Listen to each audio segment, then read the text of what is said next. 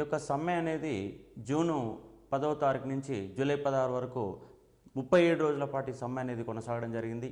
ఈ సమ్మెలో భాగంగా పెద్ద ఎత్తున రాష్ట్రంలో తెలంగాణ ప్రాంతంలో ఉండే ఉద్యోగులందరూ కూడా ఈ సమ్మెలో పాల్గొని దిగ్విజయం చేశారు. ఈ సమ్మెలో పాల్గొన్నందుకు జూన్ 14వ తారీఖు నాడు ఉద్యోగ సంఘం నాయకులైనటువంటి పరబ్రహ్మము, బాలకృష్ణారెడ్డి లాంటి వాళ్ళని కూడా ఉద్యోగంకి వెళ్ళి సస్పెండ్ చేయడం జరిగినది. ఈ ఉద్యమం కంటే ముందే కేఆర్ రామోస్ని పీడీ యాక్ట్ కింద అరెస్టు చేయడము, ఉద్యోగంకి వెళ్ళి డిస్మిస్ చేయడం, ఆర్టికల్ 311 సెక్షన్ 2 ప్రకారం డిస్మిస్ చేయడం కూడా జరిగింది. దానితో పాటు ఉద్యమంలో పాల్గొన్నారని చెప్పేసి కొంతమంది ఉపాధ్యాయ సంఘం నాయకులని సస్పెండ్ చేసే సంఘటనలు కూడా ఈ ఉద్యమంలో మనకు కనిపిస్తాయి కాబట్టి అర్థం చేసుకోవచ్చు. అదేవిధంగా ఈ జూన్ నెలలో ఉద్యమాలతో పాటుగా ఈ యొక్క పోలీసుల యొక్క దమనకాండను నిరసిస్తూ జూన్ 16వ తారీఖు నాడు తెలంగాణ వ్యాప్తంగా బంద్ పాటించాలని మర్రిచెన్నారెడ్డి పిలుపునిచ్చాడు. దాంతో పాటుగా జూన్ 17వ తారీఖు నాడు మహిళా దినోత్సవంగా జరుపుకొని మహిళలు అనే వాళ్ళు పెద్ద ఎత్తున ఉద్యమంలో పాల్గొన్నారు. దానిలో భాగంగా దేవకీదేవి వరంగల్ జిల్లాలో జరిగిన ర్యాలీలో విద్యార్థి నాయకురాలుగా పాల్గొన్నది. సచివాలయ వద్ద జరిగినటువంటి కార్యక్రమంలో దిగ్బంధంలో ఎమ్మెల్యే ఈశ్వరీబాయి పాల్గొని దాన్ని దిగ్విజయం చేయడం జరిగినది. దాంతోపాటు హైదరాబాద్ నగర మేయర్గా ఉన్నటువంటి కుముదిని నాయక్ కూడా ఉద్యమంలో పాల్గొని సక్సెస్ చేసి ఈ యొక్క తెలంగాణ ఉద్యమంలో భాగంగా తన పార్టిసిపేట్ చేసి మొట్టమొదటిసారిగా ఉద్యమంలో పాల్గొని అరెస్టు చేయబడినటువంటి మొట్టమొదటి మహిళ కుముదిని నాయక్, మొట్టమొదటి మేయరు కుముదిని నాయక్. కాబట్టి విద్యార్థులు ఈ అంశాన్ని గుర్తుపెట్టుకోవాల్సిన అవసరం ఉన్నది. కంపల్సరీ ఏరియా నుంచి మనకు 1 మార్క్ రావడానికి ఆస్కారం ఉంది కాబట్టి గుర్తుపెట్టుకునే ప్రయత్నం చేయాలి. ఈ విధంగా జూను 2, 3, 4 తేదీలలో పెద్ద ఎత్తున మరణకాండ కొనసాగడం, ఆ తర్వాత జూన్ 6వ తారీఖు నాడు కాళోజీ నారాయణరావు అధ్యక్షతన యొక్క కవుల యొక్క సమావేశం కొనసాగడం, జూన్ 7వ తారీఖున కార్మికులందరూ సమ్మెలోకి వచ్చి దాన్ని దిగ్విజయం చేయడం, జూన్ 10 నుంచి జూలై 16 వరకు 37 రోజుల పాటు సమ్మె కొనసాగడం అనేది జూన్ నెలలో అత్యంత ముఖ్యమైన సంఘటనలు. దానికంటే అత్యంత ముఖ్యమైన సంఘటన జూన్ 21వ తారీఖు నాడు రాష్ట్ర వ్యాప్తంగా దాదాపుగా 5,000 మందిని అరెస్ట్ చేశారు. జైళ్ళు అనేవి సరిపోకపోతే కాకతీయ మెడికల్ కాలేజీని, హైదరాబాద్లో సిటీ కాలేజీని కూడా ఈ యొక్క జైలు కర్మాగారాలుగా మార్చేసి కొన్ని వేల మందిని అరెస్ట్ చేశారు. ఒక జూన్ 21వ తారీఖు నాటి దాదాపుగా 5,000 మందిని అరెస్ట్ చేసినట్టుగా ప్రభుత్వ వర్గాలు ఊటంకిస్తూ చెప్పడం జరిగినది. అంతేకాకుండా అంతకంటే ముఖ్యమైన తేదీ ఏంటంటే జూన్ 24వ తారీఖు. ఈ జూన్ 24వ తారీఖు నాడు ఈ యొక్క ముషీరాబాద్ జైల్లో జూన్ 24వ తారీఖు నాడు ముషీరాబాద్ జైల్లో ఒక తెలంగాణ ఖైదీల పైన ఆంధ్ర ఖైదీలు అనేవి దాడి చేశారు. మనకు మే 31వ తారీఖు నాడు చెంచల్గూడ జైల్లో ఒక దాడి సంఘటన కొనసాగితే జూన్ 24వ తారీఖు నాడు ముషీరాబాద్ జైల్లో తెలంగాణ ఖైదీల పైన ఆంధ్ర ఖైదీలు అనేవాళ్ళు దాడి చేయడం జరిగినది. ఈ దాడి సందర్భంగా ఈ దాడి సమాచారం మొత్తం కూడా హైదరాబాద్ నగరం మొత్తం వ్యాపించినది. ఈ సమాచారం ఆపినప్పుడు దాదాపుగా 10-15 వేల మంది ఆ జైలు మొత్తం కూడా దిగ్బంధం చేశారు. జైలు లోపల ఖైదీల మీద గందరగోళం కొనసాగుతుంది. జైలు లోపలికి ఎవరిని కూడా పోనించలేదు. ఇలాంటి సందర్భంలో ఖైదీలను పరామర్శించడానికి ఎంపీగా ఉన్నటువంటి జి వెంకటస్వామి, గడ్డం వెంకటస్వామి, ఇవాళ ఉన్నటువంటి మొన్నటి వరకు ఎంపీగా ఉన్నటువంటి వివేక్ యొక్క ఫాదర్ జి వెంకటస్వామిని ఆయన కాకాగా పిలుస్తారు. 69 మూమెంట్ కాలంలో ఆయన ఎంపీగా ఉన్నాడు. 69 ఉద్యమ కాలంలో మొట్టమొదటిసారిగా ఆయన సమైక్య సంఘానికి కూడా నాయకుడిగా ఉండి జూన్ 4వ తారీఖు జరిగిన నిరసనగా జూన్ 4వ తారీఖు జరిగిన సంఘటనలు నిరసిస్తూ ఆయన సమైక్య సంఘాన్ని కూడా రాజీనామా చేసి తర్వాత కాలంలో ఒక ప్రత్యేక తెలంగాణవాదిగా మారిపోయాడు జి వెంకటస్వామి.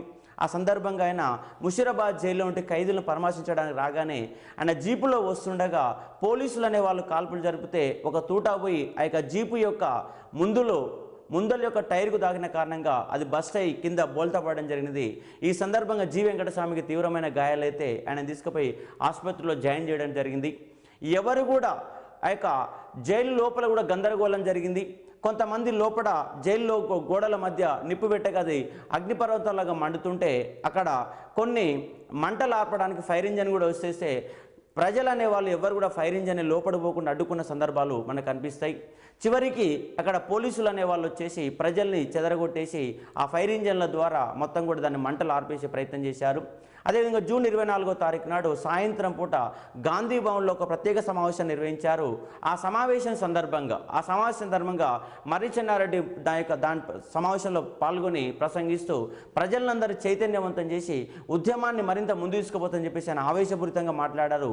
ఈ సందర్భంగా ఎంపీలుగా ఉన్నటువంటి మెల్కోటే, మరియు సంగం లక్ష్మీబాయి ఇద్దరు కూడా తమ యొక్క రాజీనామా పత్రాలని మర్రిచెన్నారెడ్డికి అందజేశారు.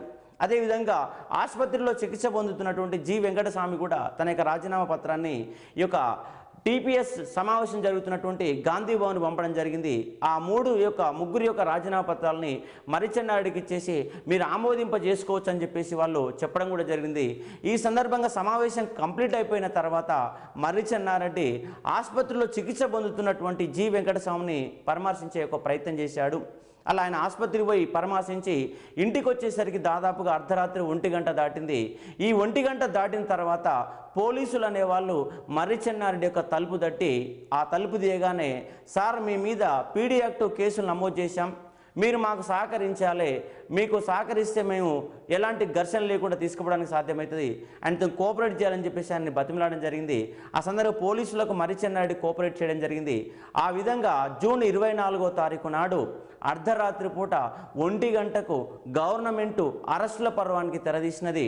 పీడీ యాక్టులు కేసులు నమోదు చేసినది మర్రిచెన్నారెడ్డితో పాటు కొండా లక్ష్మణ్ బాబూజీ, ఎంఎం ఆషిము, ఎంఎం ఆసితో పాటు మాణిక్యరావు లాంటి ముఖ్యమైనటువంటి పెద్ద పెద్ద నేతలందరినీ కూడా అరెస్టు చేయడం జరిగింది జూన్ 24వ తారీఖు నాడు. కాబట్టి అరెస్టులు ముఖ్యమైన నాయకులు తెలంగాణ ప్రాంతంలో ఉన్నటువంటి దాదాపు 50-60 మంది ముఖ్య నాయకులు అనేవాళ్ళు లేకుండా చేయడం కోసం అరెస్టుల పర్వానికి దిగింది గవర్నమెంటు. అర్ధరాత్రి మొత్తం ముఖ్య నాయకులందరినీ అరెస్ట్ చేసి వాళ్ళందరినీ కూడా రాజమండ్రి సెంట్రల్ జైలుకు పంపే ప్రయత్నం చేసింది. వాస్తవానికి గవర్నమెంటు వీళ్ళ అరెస్టుల పర్వానికి 2-3 రోజుల ముందే రాజమండ్రి సెంట్రల్ జైలుని మొత్తం కూడా క్లీన్ చేశారని, అరెస్టులకు ముందే ఊయరచన ముఖ్యమంత్రి చేశాడని యొక్క తెలంగాణ వాదులు ఆరోపించారు. ఆ సందర్భంగా జూన్ 24 అర్ధరాత్రి కూడా అరెస్ట్ చేసి తెల్లవారు గట్ల 25 మార్నింగ్ లోపులగా 5 గంటలకే రేడియో ద్వారా సమాచారం తెలుసుకున్నటువంటి సూర్యాపేట ప్రజలు ఇక్కడ నాయకులందరిని అరెస్ట్ చేసి రాజమండ్రి సెంట్రల్ జైలు తరలిస్తుంటే సూర్యాపేటలో దాదాపు 5-6 వేల మందిని ప్రజలు అనేవాళ్ళు వాళ్ళని దిగ్బంధం చేసి ఆ నాయకుల్ని ముందు తీసుకుపోకుండా పోలీసులకు అడ్డుకున్నారు. దాదాపు 2-3 గంటల పాటు అక్కడ ఒక ఘర్షణపూరిత వాతావరణం కొనసాగింది. చివరికి నాయకులు అనేవాళ్ళు ఆ ప్రజలకు నచ్చజెప్పి ఆ యొక్క రాజమండ్రి సెంట్రల్ జైలుకి వెళ్ళిపోవడం జరిగింది. కాబట్టి తెలంగాణ ఉద్యమంలో ఈ యొక్క అరెస్టుల పర్వం చాలా కీలకమైనటువంటి పర్వం. ఎందుకంటే ఆకాశం అంతా ఎగిసిపడుతున్నటువంటి తెలంగాణ ఉద్యమాన్ని అణచివేసే కార్యక్రమంలో భాగంగా గవర్నమెంట్ పీడీ యాక్ట్లు చేసి అందరిని అరెస్ట్ చేసి నాయకులు అనే వాళ్ళని లేకుండా చేసి వాళ్ళందరినీ జైలు పాలు చేసినది కాసు బ్రహ్మానందరెడ్డి యొక్క గవర్నమెంట్. కాబట్టి గుర్తుపెట్టుకోవాలి. ఈ సందర్భంగా జూన్ 25వ తారీఖు నాడు యొక్క తెలంగాణ వ్యాప్తంగా అరెస్టులు నిరసిస్తూ కూడా బంద్కు పిలుపునిచ్చారు మరికొంతమంది నాయకులు. అదేవిధంగా జూన్ 30వ తారీఖు నాడు జైల్లో వాళ్ళు అరెస్ట్ అయినటువంటి వాళ్లకు మద్దతుగా తెలంగాణలో ఉన్నటువంటి మహిళామణులంతా గవర్నర్ బంగ్లాకు పెద్ద ఎత్తున ర్యాలీ నిర్వహించి గవర్నర్కు ఒక వినతి పత్రం కూడా సమర్పించారు. దానితో పాటు ఆటో కార్మికులు, దాంతోపాటు రిక్షా కార్మికులందరూ కూడా రోడ్ల మీదకి వచ్చేసి ర్యాలీ నిర్వహించి పెద్ద ఎత్తున కార్యక్రమాలు నిర్వహించిన సంఘటనలు మనకు ఈ యొక్క తెలంగాణ ఉద్యమంలో కనిపిస్తాయి కాబట్టి అర్థం చేసుకోవాలి. అదేవిధంగా ఈ సంఘటన ఇలా కొనసాగుతుండగా విబి రాజు ఆధ్వర్యంలో రాజీనామాలకు తెలంగాణ ప్రాంతం నాయకులందరూ కూడా రాజీనామాలు చేయాలని చెప్పేసి రహస్యంగా సమావేశం నిర్వహించుకొని రాజీనామాలు చేయాలని చెప్పేసి ముందస్తుగా వాళ్ళు ఉయ్యరచన పడడం జరిగింది. అంటే వీళ్ళ రాజీనామాల ద్వారా కాసు బ్రహ్మానందరెడ్డి యొక్క ప్రభుత్వాన్ని ఇరుకునబెట్టాలనే ఒక ప్రయత్నం జరిగింది. కానీ సమాచారాన్ని తన వేగుల ద్వారా ముందే తెలుసుకున్నటువంటి కాసు బ్రహ్మానందరెడ్డి తానే ముందుగా రాజీనామా సమర్పించి ఈ రాజీనామాల నాటకాన్ని రక్త కట్టించడం జరిగినది. తన రాజీనామా లేఖని గవర్నరు కండూబాయ్ దేశాయికి పంపకుండా తన యొక్క రాజీనామా లేఖని ఏఐసిసి అధ్యక్షుడిగా ఉన్నటువంటి నిజలింగప్పకు పంపడం అనేది జరిగినది. ఈ రాజీనామా లేఖంలో కొంత గందరగోళాలు జరిగినవి. తెలంగాణ ప్రాంతంలో 9 మంది మంత్రులున్నారు ఆ సమయానికి. దానిలో కొండా లక్ష్మణ్ బాబూజీ మార్చి 29వ తారీఖున రాజీనామా చేయగా మరొక 8 మంది ముఖ్యమైన నాయకులు ఉన్నారు. ఆ 8 మంది మంత్రులు అందరూ కూడా తమ యొక్క రాజీనామా లేఖని గవర్నర్కి పంపించడం జరిగినది. దీ యొక్క రాజీనామా లేఖ నుంచి బయటపడడానికి కాసు బ్రహ్మానందరెడ్డి ఎన్నులో ఎత్తులు జిత్తులు కూడా చేయడం జరిగింది. చివరికి తెలంగాణ వాళ్ళందరి చేత రాజీనామా చేయించి తాను మళ్ళీ కొత్త మంత్రివర్గాన్ని ఏర్పాటు చేసుకొని తన అనుకూల వర్గాన్ని కూడా తన మంత్రివర్గంలోకి తీసుకోవడం జరిగింది జూలై 19వ తారీఖు నాడు. అంటే ఇక్కడ ఉన్నటువంటి నారాయణ రెడ్డి, అరిగ రామస్వామి, మహమ్మద్ అలీ అన్సారీ, విబి రాజు, పివి నరసింహారావు లాంటి వాళ్ళందరూ రాజీనామా చేస్తే తనకు అనుకూలైనటువంటి జేవి నరసింహారావుకి జూలై 19వ తారీఖు నాడు ఉప ముఖ్యమంత్రి పదవి ఇవ్వడం జరిగింది. అదేవిధంగా తర్వాత ముఖ్యమంత్రిగా పనిచేసిన జలగం వెంగళరావుకి ఆ సమయంలో హోంమంత్రిగా పదవి బాధ్యతలు అప్పచెప్పారు. అదేవిధంగా మహమ్మద్ అలీ అన్సారీ పివి నరసింహారావు కూడా తన మంత్రివర్గంలో తీసుకొని ఒల్లూరి బసవరాజుని, నారాయణ రెడ్డిని, అరిగ రామస్వామిని వీళ్ళందరూ కూడా ముగ్గురిని పక్కన పెట్టడం జరిగింది. అదేవిధంగా గురుమూర్తి అనే ఒక కాసు బ్రహ్మాండ అనుచర వర్గంలో ఉన్నటువంటి గురుమూర్తి అనారోగ్యాల కారణంగా ఆయన మంత్రి పదవిలోకి తీసుకోకుండా పక్కన పెట్టడం జరిగింది. ఈ విధంగా తన రాజీనామా లేఖల ద్వారా తెలంగాణ వాళ్ళు ముఖ్యమంత్రిని ఇరుకుని పెట్టాలని ప్రయత్నం చేస్తే ముఖ్యమంత్రి ముందస్తు ఒక వ్యూహం చేసేసి ఈ రాజీనామాల నాటకాన్ని రక్త కట్టించి తాను బయటపడడం కాకుండా తన తెలంగాణ వ్యతిరేకుల సీమ అంటే తనకు వ్యతిరేకంగా ఉన్నటువంటి తెలంగాణ మంత్రులందరూ కూడా పదవి పోయే విధంగా చేసిన ఉడ్డండు ఎవరంటే కాసు బ్రహ్మానందరెడ్డి. ఈ విధంగా కుట్రలు కుతంత్రాలతోటి తెలంగాణ ఉద్యమాన్ని ఆపివేసే ఒక ప్రయత్నం చేసిన వ్యక్తి ఎవరంటే కాసు బ్రహ్మానందరెడ్డి. కాబట్టి అర్థం చేసుకునే ప్రయత్నం చేయాలి. అదేవిధంగా జూలై 3వ తారీఖు నాడు మల్లికార్జున యొక్క విద్యార్థి సంఘం నాయకుడిని పీడీ యాక్ట్ కింద అరెస్ట్ చేశారు. అదేవిధంగా జూలై 4వ తారీఖు నాడు తెలంగాణ ప్రజాసమితి సంబంధించి మరికొంతమంది నాయకులను అరెస్ట్ చేశారు. దానితో పాటు డాక్టర్ గోపాల్ కిషన్ని అరెస్టు చేయడం జరిగింది. ఆయన ఉస్మానియా ఆసుపత్రిలో, గాంధీ ఆసుపత్రిలో అతను ఒక అసిస్టెంట్ సివిల్ సర్జన్గా గెస్టెడ్ ఆఫీసర్గా పనిచేస్తున్నాడు. తెలంగాణ ఉద్యమంలో అరెస్టు చేయబడినటువంటి మొట్టమొదటి గెస్టెడ్ ఆఫీసర్ డాక్టర్ గోపాల్ కిషన్. కాబట్టి కంపల్సరీగా విద్యార్థులు గుర్తుపెట్టుకోవాలి. కంపల్సరీ ఎగ్జామ్లో క్వశ్చన్ అడడానికి ఆస్కారం ఉంది. కాబట్టి ఈ యాంగిల్లో మనం క్వశ్చన్ పెట్టుకోవడానికి డాక్టర్ గోపాల్ కిషన్. కాబట్టి తెలంగాణ ఉద్యమంలో మొట్టమొదటిసారి అరెస్ట్ చేయబడ్డ వ్యక్తి కేఆర్ రామోస్ అయితే ఆయన ఈజ్ నాన్ గెస్టెడ్ ఆఫీసర్. కానీ గెస్టెడ్ ఆఫీసర్ ఎవరంటే డాక్టర్ గోపాల్ హరికిషన్. కాబట్టి ఈ అంశాన్ని విద్యార్థులు గుర్తుపెట్టుకునే ఒక ప్రయత్నం చేయాలి. అదేవిధంగా జూలై 4వ తారీఖు నాడు బొల్లారం రైల్వే స్టేషన్లో మొత్తం కూడా దాదాపు 3-4 వేల మంది తెలంగాణ వాదులు ఆ రైల్వే స్టేషన్ని మొత్తంగా దిగ్బంధం చేసి రైళ్లు ముందుకు పోకుండా అడ్డుకునే ఒక ప్రయత్నం చేశారు. కాబట్టి గుర్తుపెట్టుకోవాలి. అదేవిధంగా జూలై 5వ తారీఖు నాడు తెలంగాణ వ్యతిరేకులందరినీ సాంఘిక బహిష్కరణ చేయాలని చెప్పేసి అప్పుడు తెలంగాణ ప్రజాసమితికి అంతకుముందు అధ్యక్షురాలుగా పనిచేసినటువంటి టిఎస్ సదాలక్ష్మి పిలుపునివ్వడం జరిగినది. అదేవిధంగా జూన్ 7వ తారీఖు నాడు తెలంగాణ వ్యతిరేకంగా మారినటువంటి జేవి నరసింహారావు యొక్క గృహం పైన కూడా కొందరు బాంబు దాడి చేసి భయభ్రాంతులకు గురి చేశారు తెలంగాణ వాదులు. కాబట్టి ఈ అంశాలన్నీ కూడా మనము పరిశీలించే ఒక ప్రయత్నం చేయాలి. అదేవిధంగా జూలై 10వ తారీఖు అంటే మనకు 1968 జూలై 10వ తారీఖు నాడు తెలంగాణ పరిరక్షణ దినంగా జరుపుకున్నారు తెలంగాణ ఉద్యమంలో. దానితో పాటు జూలై 12వ తారీఖు నాడు తెలంగాణ పతాక దినోత్సవంగా ఫ్లాగ్ డేగా జరుపుకున్నారు. కాబట్టి జూలై 12వ తారీఖు తెలంగాణ ఉద్యమంలో ఒక పతాక దినోత్సవం అని చెప్పేసి విద్యార్థులు గుర్తుపెట్టుకోవాలి. ఆ పతాక దినోత్సవం సందర్భంగా తెలంగాణ వ్యాప్తంగా తెలంగాణ జెండాలు ఎగరేశారు. చార్మినార్ మీద కూడా తెలంగాణ జెండాను ఎగరేశారు. అన్ని కూడళ్లలో, ప్రభుత్వ కార్యాలయాలలో, రిక్షా కార్మికులు రిక్షాలకి, ఆటో కార్మికులు ఆటోకి తెలంగాణ జెండాను పెట్టుకొని పెద్ద ఎత్తున ఉద్యమాలు కొనసాగిన సందర్భాలు కనబడతాయి. కాబట్టి జూలై 12వ తారీఖు చాలా ముఖ్యమైన దినోత్సవం. అదేవిధంగా ఈ ఉద్యమాలు ఇలా కొనసాగుతుండగా జూలై 16వ తారీఖు నాడు అప్పటికే 37 రోజుల పాటుగా కొనసాగుతున్నటువంటి తెలంగాణ ఉద్యోగులు అనేవాళ్ళు తన సమ్మెని విరమించడం జరిగింది. ఎప్పుడైతే ఉద్యోగులు అనేవాళ్ళు సమ్మె నుంచి బయటకు వచ్చారో ఆ బయటకు వచ్చినప్పటి నుంచే ఉద్యమం ఒక అడుగు వెనక వేయడం జరిగింది. అంటే జనవరి నెలలో మొదలైన ఉద్యమం జూన్ నెలలో పతాక స్థాయిలో చేరుకొని జూలై 16వ తారీఖు నాడు తెలంగాణ ఉద్యోగులు అనేవాళ్ళు తమ యొక్క ఉద్యోగుల నుంచి సమ్మెకెళ్ళి బయటకు వచ్చేసి సమ్మెని విరమించే కారణంగా తెలంగాణ ఉద్యమం వెనకడుగేసిందని చెప్పేసి మనం చెప్పవచ్చు. కాబట్టి ఇలాంటి ఉద్యమాలు కొనసాగినాయి. ఈ విధంగా జూలై నెలలో ఉద్యమాలు అనేవి కొనసాగినాయి. కాబట్టి విద్యార్థులు అర్థం చేసుకోవాలి. అదేవిధంగా మరొక ముఖ్యమైన సంఘటన ఏంటంటే ఈ యొక్క జూలై నెలలో ఉద్యమాలు ఆకాశం అంతా ఎగిసిపడ్డప్పటికీ మరికొంత వెనకడుగు వేసే సందర్భాలు కూడా జూలై నెలలో మనకు కనిపిస్తాయి. అదేవిధంగా ఆగస్టు 5వ తారీఖు నాడు, జూలై 19వ తారీఖు నాడు కొత్తగా మంత్రివర్గంలోకి ప్రవేశించి హోంమంత్రిత్వ శాఖలు బాధ్యతలు తీసుకుంటున్న వ్యక్తి ఎవరంటే జలగం వెంగళరావు.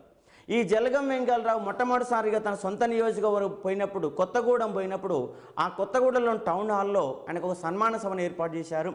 ఆ సన్మాన సభ సందర్భంగా ఆ సన్మాన సందర్భంగా కొంతమంది తెలంగాణ వాదులు నినాదాలు చేస్తే అక్కడ పోలీసుల సంఘర్షణ జరిగింది. పోలీసులు అనే వాళ్ళు ప్రవేశించారు. తెలంగాణ వాదుల మధ్య పోలీసుల మధ్య ఘర్షణ జరిగి కాల్పుల సంఘటన జరిగి అక్కడ కాల్పులలో 3 మరణించారు. దస్తగిరి అనే ఒక 10 సంవత్సరాల యొక్క బాలుడు, అలాగే రామచందర్ అనే ఒక 25 సంవత్సరాల మరొక యువకుడు, మరొక వ్యక్తి, 3 వ్యక్తులు కూడా కొత్తగూడెం ఒక కాల్పుల సంఘటనలో మరణించారు. కాబట్టి చాలా నిత్యాకృతమైన యొక్క మరణకాండలు కూడా తెలంగాణ ఉద్యమంలో, కాబట్టి విద్యార్థుల యొక్క అంశాన్ని అర్థం చేసుకోవాలి. అదేవిధంగా ఆగస్టు 6వ తారీఖు నాడు హైదరాబాద్ మొత్తం సత్యాగ్రహ దినోత్సవాలుగా జరుపుకున్నారు. హైదరాబాద్ మొత్తం కూడా సత్యాగ్రహ దినోత్సవాలుగా జరుపుకున్నారు. కొంతమంది కాలేజీ యువతులు ఈ సత్యాగ్రహ దినోత్సవాలకు నేతృత్వం వహించి దాన్ని సక్సెస్ఫుల్ చేయడం జరిగినది. ఈ విధంగా సికింద్రాబాద్ ఏరియాలో సత్యాగ్రహంలో పాల్గొన్నటువంటి ఒక సాధారణ యువతి ఎవరంటే కుమారి గీతాంజలి పిల్లై ఆధ్వర్యంలో సికింద్రాబాద్లో జరిగినటువంటి సత్యాగ్రహంలో పాల్గొని ఆమె అరెస్టు కావడం జరిగినది. అదేవిధంగా చాదర్ఘాట్ బ్రిడ్జి వద్ద కుమార్ అంశావాణి సత్యాగ్రహం నిర్వహించి ముందు తీసుకోవడం జరిగినది. అదేవిధంగా ఇదే చాదర్ఘాట్ బ్రిడ్జి వద్ద అబ్బాయిల సంఘానికి నేతృత్వం వహించింది ఎవరంటే సురేష్ కుమార్ అయితే, అమ్మాయిల సంఘానికి నేతృత్వం వహించింది ఎవరంటే అంశావాణి. అదేవిధంగా యాబిడ్స్ చౌరస్తాలో అదే రోజు సత్యాగ్రహంలో కుమారి నర్సమ్మ ఆ కార్యక్రమానికి నేతృత్వం వహించి దాన్ని దిగ్విజయం చేయడం జరిగింది. కాబట్టి అంశాన్ని విద్యార్థులు పరిశీలించాలి. కాబట్టి ఆగస్టు 6వ తారీఖు నాడు సత్యాగ్రహ దినోత్సవాలు. ఒకటి సికింద్రాబాద్లో గీతాంజలి పిల్లై, చాదర్ఘాట్ బ్రిడ్జి వద్ద అంశావాణి, అలాగే యాబిడ్స్ చౌరస్తాలో కుమారి నర్సమ్మ, వీళ్ళందరూ కూడా సత్యాగ్రహ దినోత్సవాలు నిర్వహించారు. ఆగస్టు 6వ తారీఖు కాబట్టి గుర్తుపెట్టుకోవాలి. అదేవిధంగా ఆగస్టు 7వ తారీఖు నాడు సికింద్రాబాద్లో కాల్పులు జరిపితే రవీంద్రనాథ్ అనే ఒక మరొక విద్యార్థి మరణించాడు. ఈ యొక్క ఆగస్టు 7వ తారీఖు నాడు. అదేవిధంగా ఈ యొక్క అదే ఆగస్టు 10వ తారీఖు నాడు వరంగల్ జిల్లాలో కాళోజీ నారాయణరావు అలాగే విద్యార్థి సంఘం నాయకుడు కొల్లూరు చిరంజీవిని ఇద్దరు కూడా అరెస్ట్ చేశారు పోలీసులు. కాబట్టి వాళ్ళు అక్కడ సత్యాగ్రహం నిర్వహిస్తే వాళ్ళందరూ కూడా అరెస్ట్ కావడం జరిగినది. ఈ యొక్క ఉద్యమ సందర్భం ఇలాంటి కొనసాగినాయి. ఆగస్టు 14న వర్షాకాల సమావేశాలు మొదలు కావడం జరిగింది. వర్షాకాల అసెంబ్లీ సమావేశాలు మొదలైనాయి. ఈ సమావేశంలో పాల్గొన్న ముఖ్యమైన నేతలందరూ కూడా రాజమండ్రి సెంట్రల్ జైలుకి పంపడం జరిగింది. మిగతా ఉన్నటువంటి ముఖ్యమైన నాయకులందరూ కూడా తెలంగాణ వాదులందరూ కూడా అసెంబ్లీ సమావేశాల్లో పాల్గొన్నారు. ఈ సందర్భంగా అంటే మొదటి రోజు సమావేశాలు మొదలైన సందర్భంగా ఈ యొక్క అసెంబ్లీ యొక్క సంయుక్త సమావేశాన్ని అంటే శాసనమండలి శాసనసభ యొక్క సంయుక్త సమావేశానికి గవర్నర్ ముఖ్య అతిథిగా హాజరయ్యారు. అలా ముఖ్య అతిథిగా హాజరైన గవర్నరు ప్రధాన ద్వారం గుండా ప్రవేశించేసి ఆ యొక్క ప్రసంగ పాఠంలోని మొదటి 3 వాక్యాలు చదివి చివరి 2 వాక్యాలు చదివేసి ప్రసంగ పాఠాన్ని కంప్లీట్ చేసినట్టుగా ప్రకటించడం జరిగినది. ప్రధాన ద్వారం గుండా వచ్చినటువంటి గవర్నరు వెనక ద్వారం గుండా బయటికి వెళ్ళిపోవడం జరిగింది. కాబట్టి అసెంబ్లీ సమావేశాలని తెలంగాణ వాదులు తెలంగాణ ప్రకటించే వరకు అడ్డుకొని తీరుతామని చెప్పేసి అసెంబ్లీలో తీవ్ర ఎత్తున తమ యొక్క నిరసన వ్యక్తం చేశారు. కోదాటి రాజమ్మల్లు, ఐరేని లింగయ్య లాంటి వాళ్ళందరూ కూడా ఈ యొక్క తెలంగాణ సమస్యని అసెంబ్లీలో ప్రస్తావించే ప్రయత్నం చేశారు. ఒక ఎజెండాగా తీసుకొని మాట్లాడే ప్రయత్నం చేశారు. కానీ ఇదే రోజున ఒక చిన్న సంఘటన జరిగింది. ఆ యొక్క సంఘటన ఏంటంటే కొంతమంది అమ్మాయిలు డిగ్రీ ఇంటర్మీడియట్ చేసే ఒక స్టాండర్డ్లో ఉన్నటువంటి కొంతమంది అమ్మాయిలు ఒక ఎమ్మెల్యే యొక్క సహకారంతో అక్కడ ఉన్నటువంటి భద్రతా సిబ్బంది యొక్క కళ్ళు కప్పేసేసి వాళ్ళు కొన్ని కోడిగుడ్లు టమాటాలు ఆ యొక్క కవర్లలో తీసుకొని పోయి ఆ బడ్జెట్ శీతాకాల సమావేశాలు మొదలు కాగానే మంత్రులు ఎమ్మెల్యేలు ప్రసంగిస్తుండగా ఆ ప్రేక్షక గ్యాలరీలో కూర్చున్నటువంటి ఆ యొక్క యువతులు ఆ యొక్క అసెంబ్లీ సాక్షిగా వాళ్ళ మీద కోడిగుడ్లు టమాటాలు వేసి తమ యొక్క నిరసన వ్యక్తం చేశారు.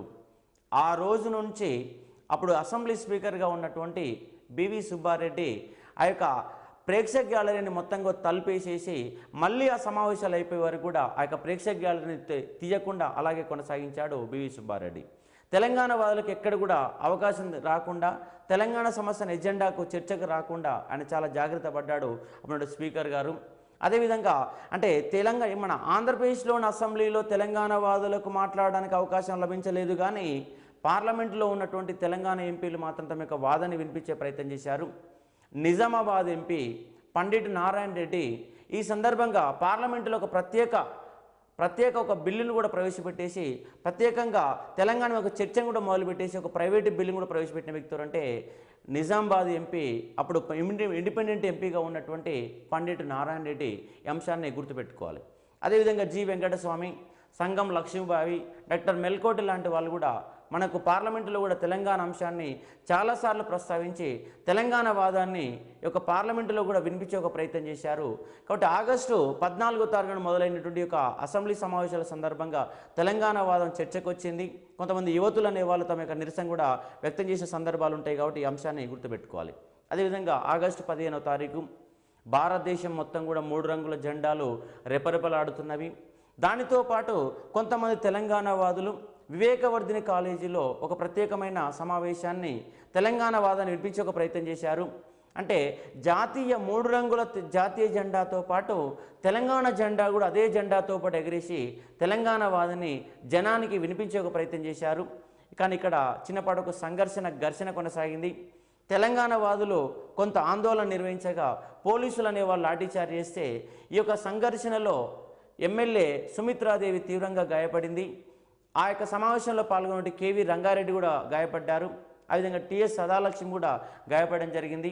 అసెంబ్లీలో ఈ యొక్క సుమిత్రాదేవి తన రక్తము మరకలతో ఉన్నటువంటి చీరను కూడా అసెంబ్లీ సాక్షిగా ప్రదర్శించి తమ యొక్క నిరసనని వ్యక్తం చేయడం జరిగింది సుమిత్రాదేవి గారు. కాబట్టి అంశాన్ని గుర్తుపెట్టుకోవాలి.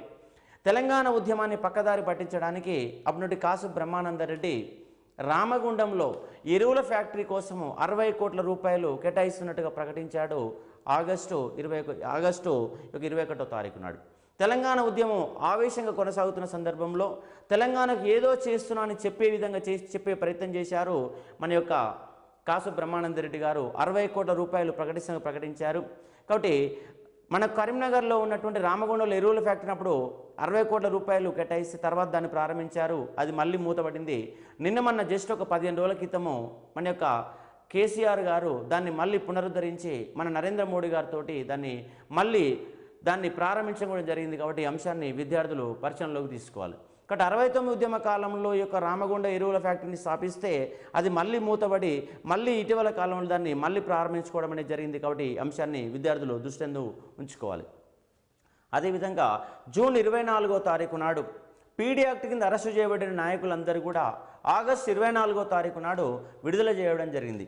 అంటే మర్రి చెన్నారెడ్డి విడుదల కోసం అంతకుముందు ఏపీఎస్ కార్పస్ని హైకోర్టులో పిటిషన్ దాఖలు చేయడం జరిగింది. దాని మీద వాదనలు జరిగినాయి. దాని నుంచి అది సుప్రీంకోర్టు పోయింది. సుప్రీంకోర్టు తమ డిటెంటివ్లను తన ముందు ప్రవేశపెట్టని చెప్పి సుప్రీంకోర్టు ఆదేశిస్తే వీళ్ళ యొక్క విడుదలని మరొక 2 రోజులు లేట్ కావడం జరిగింది.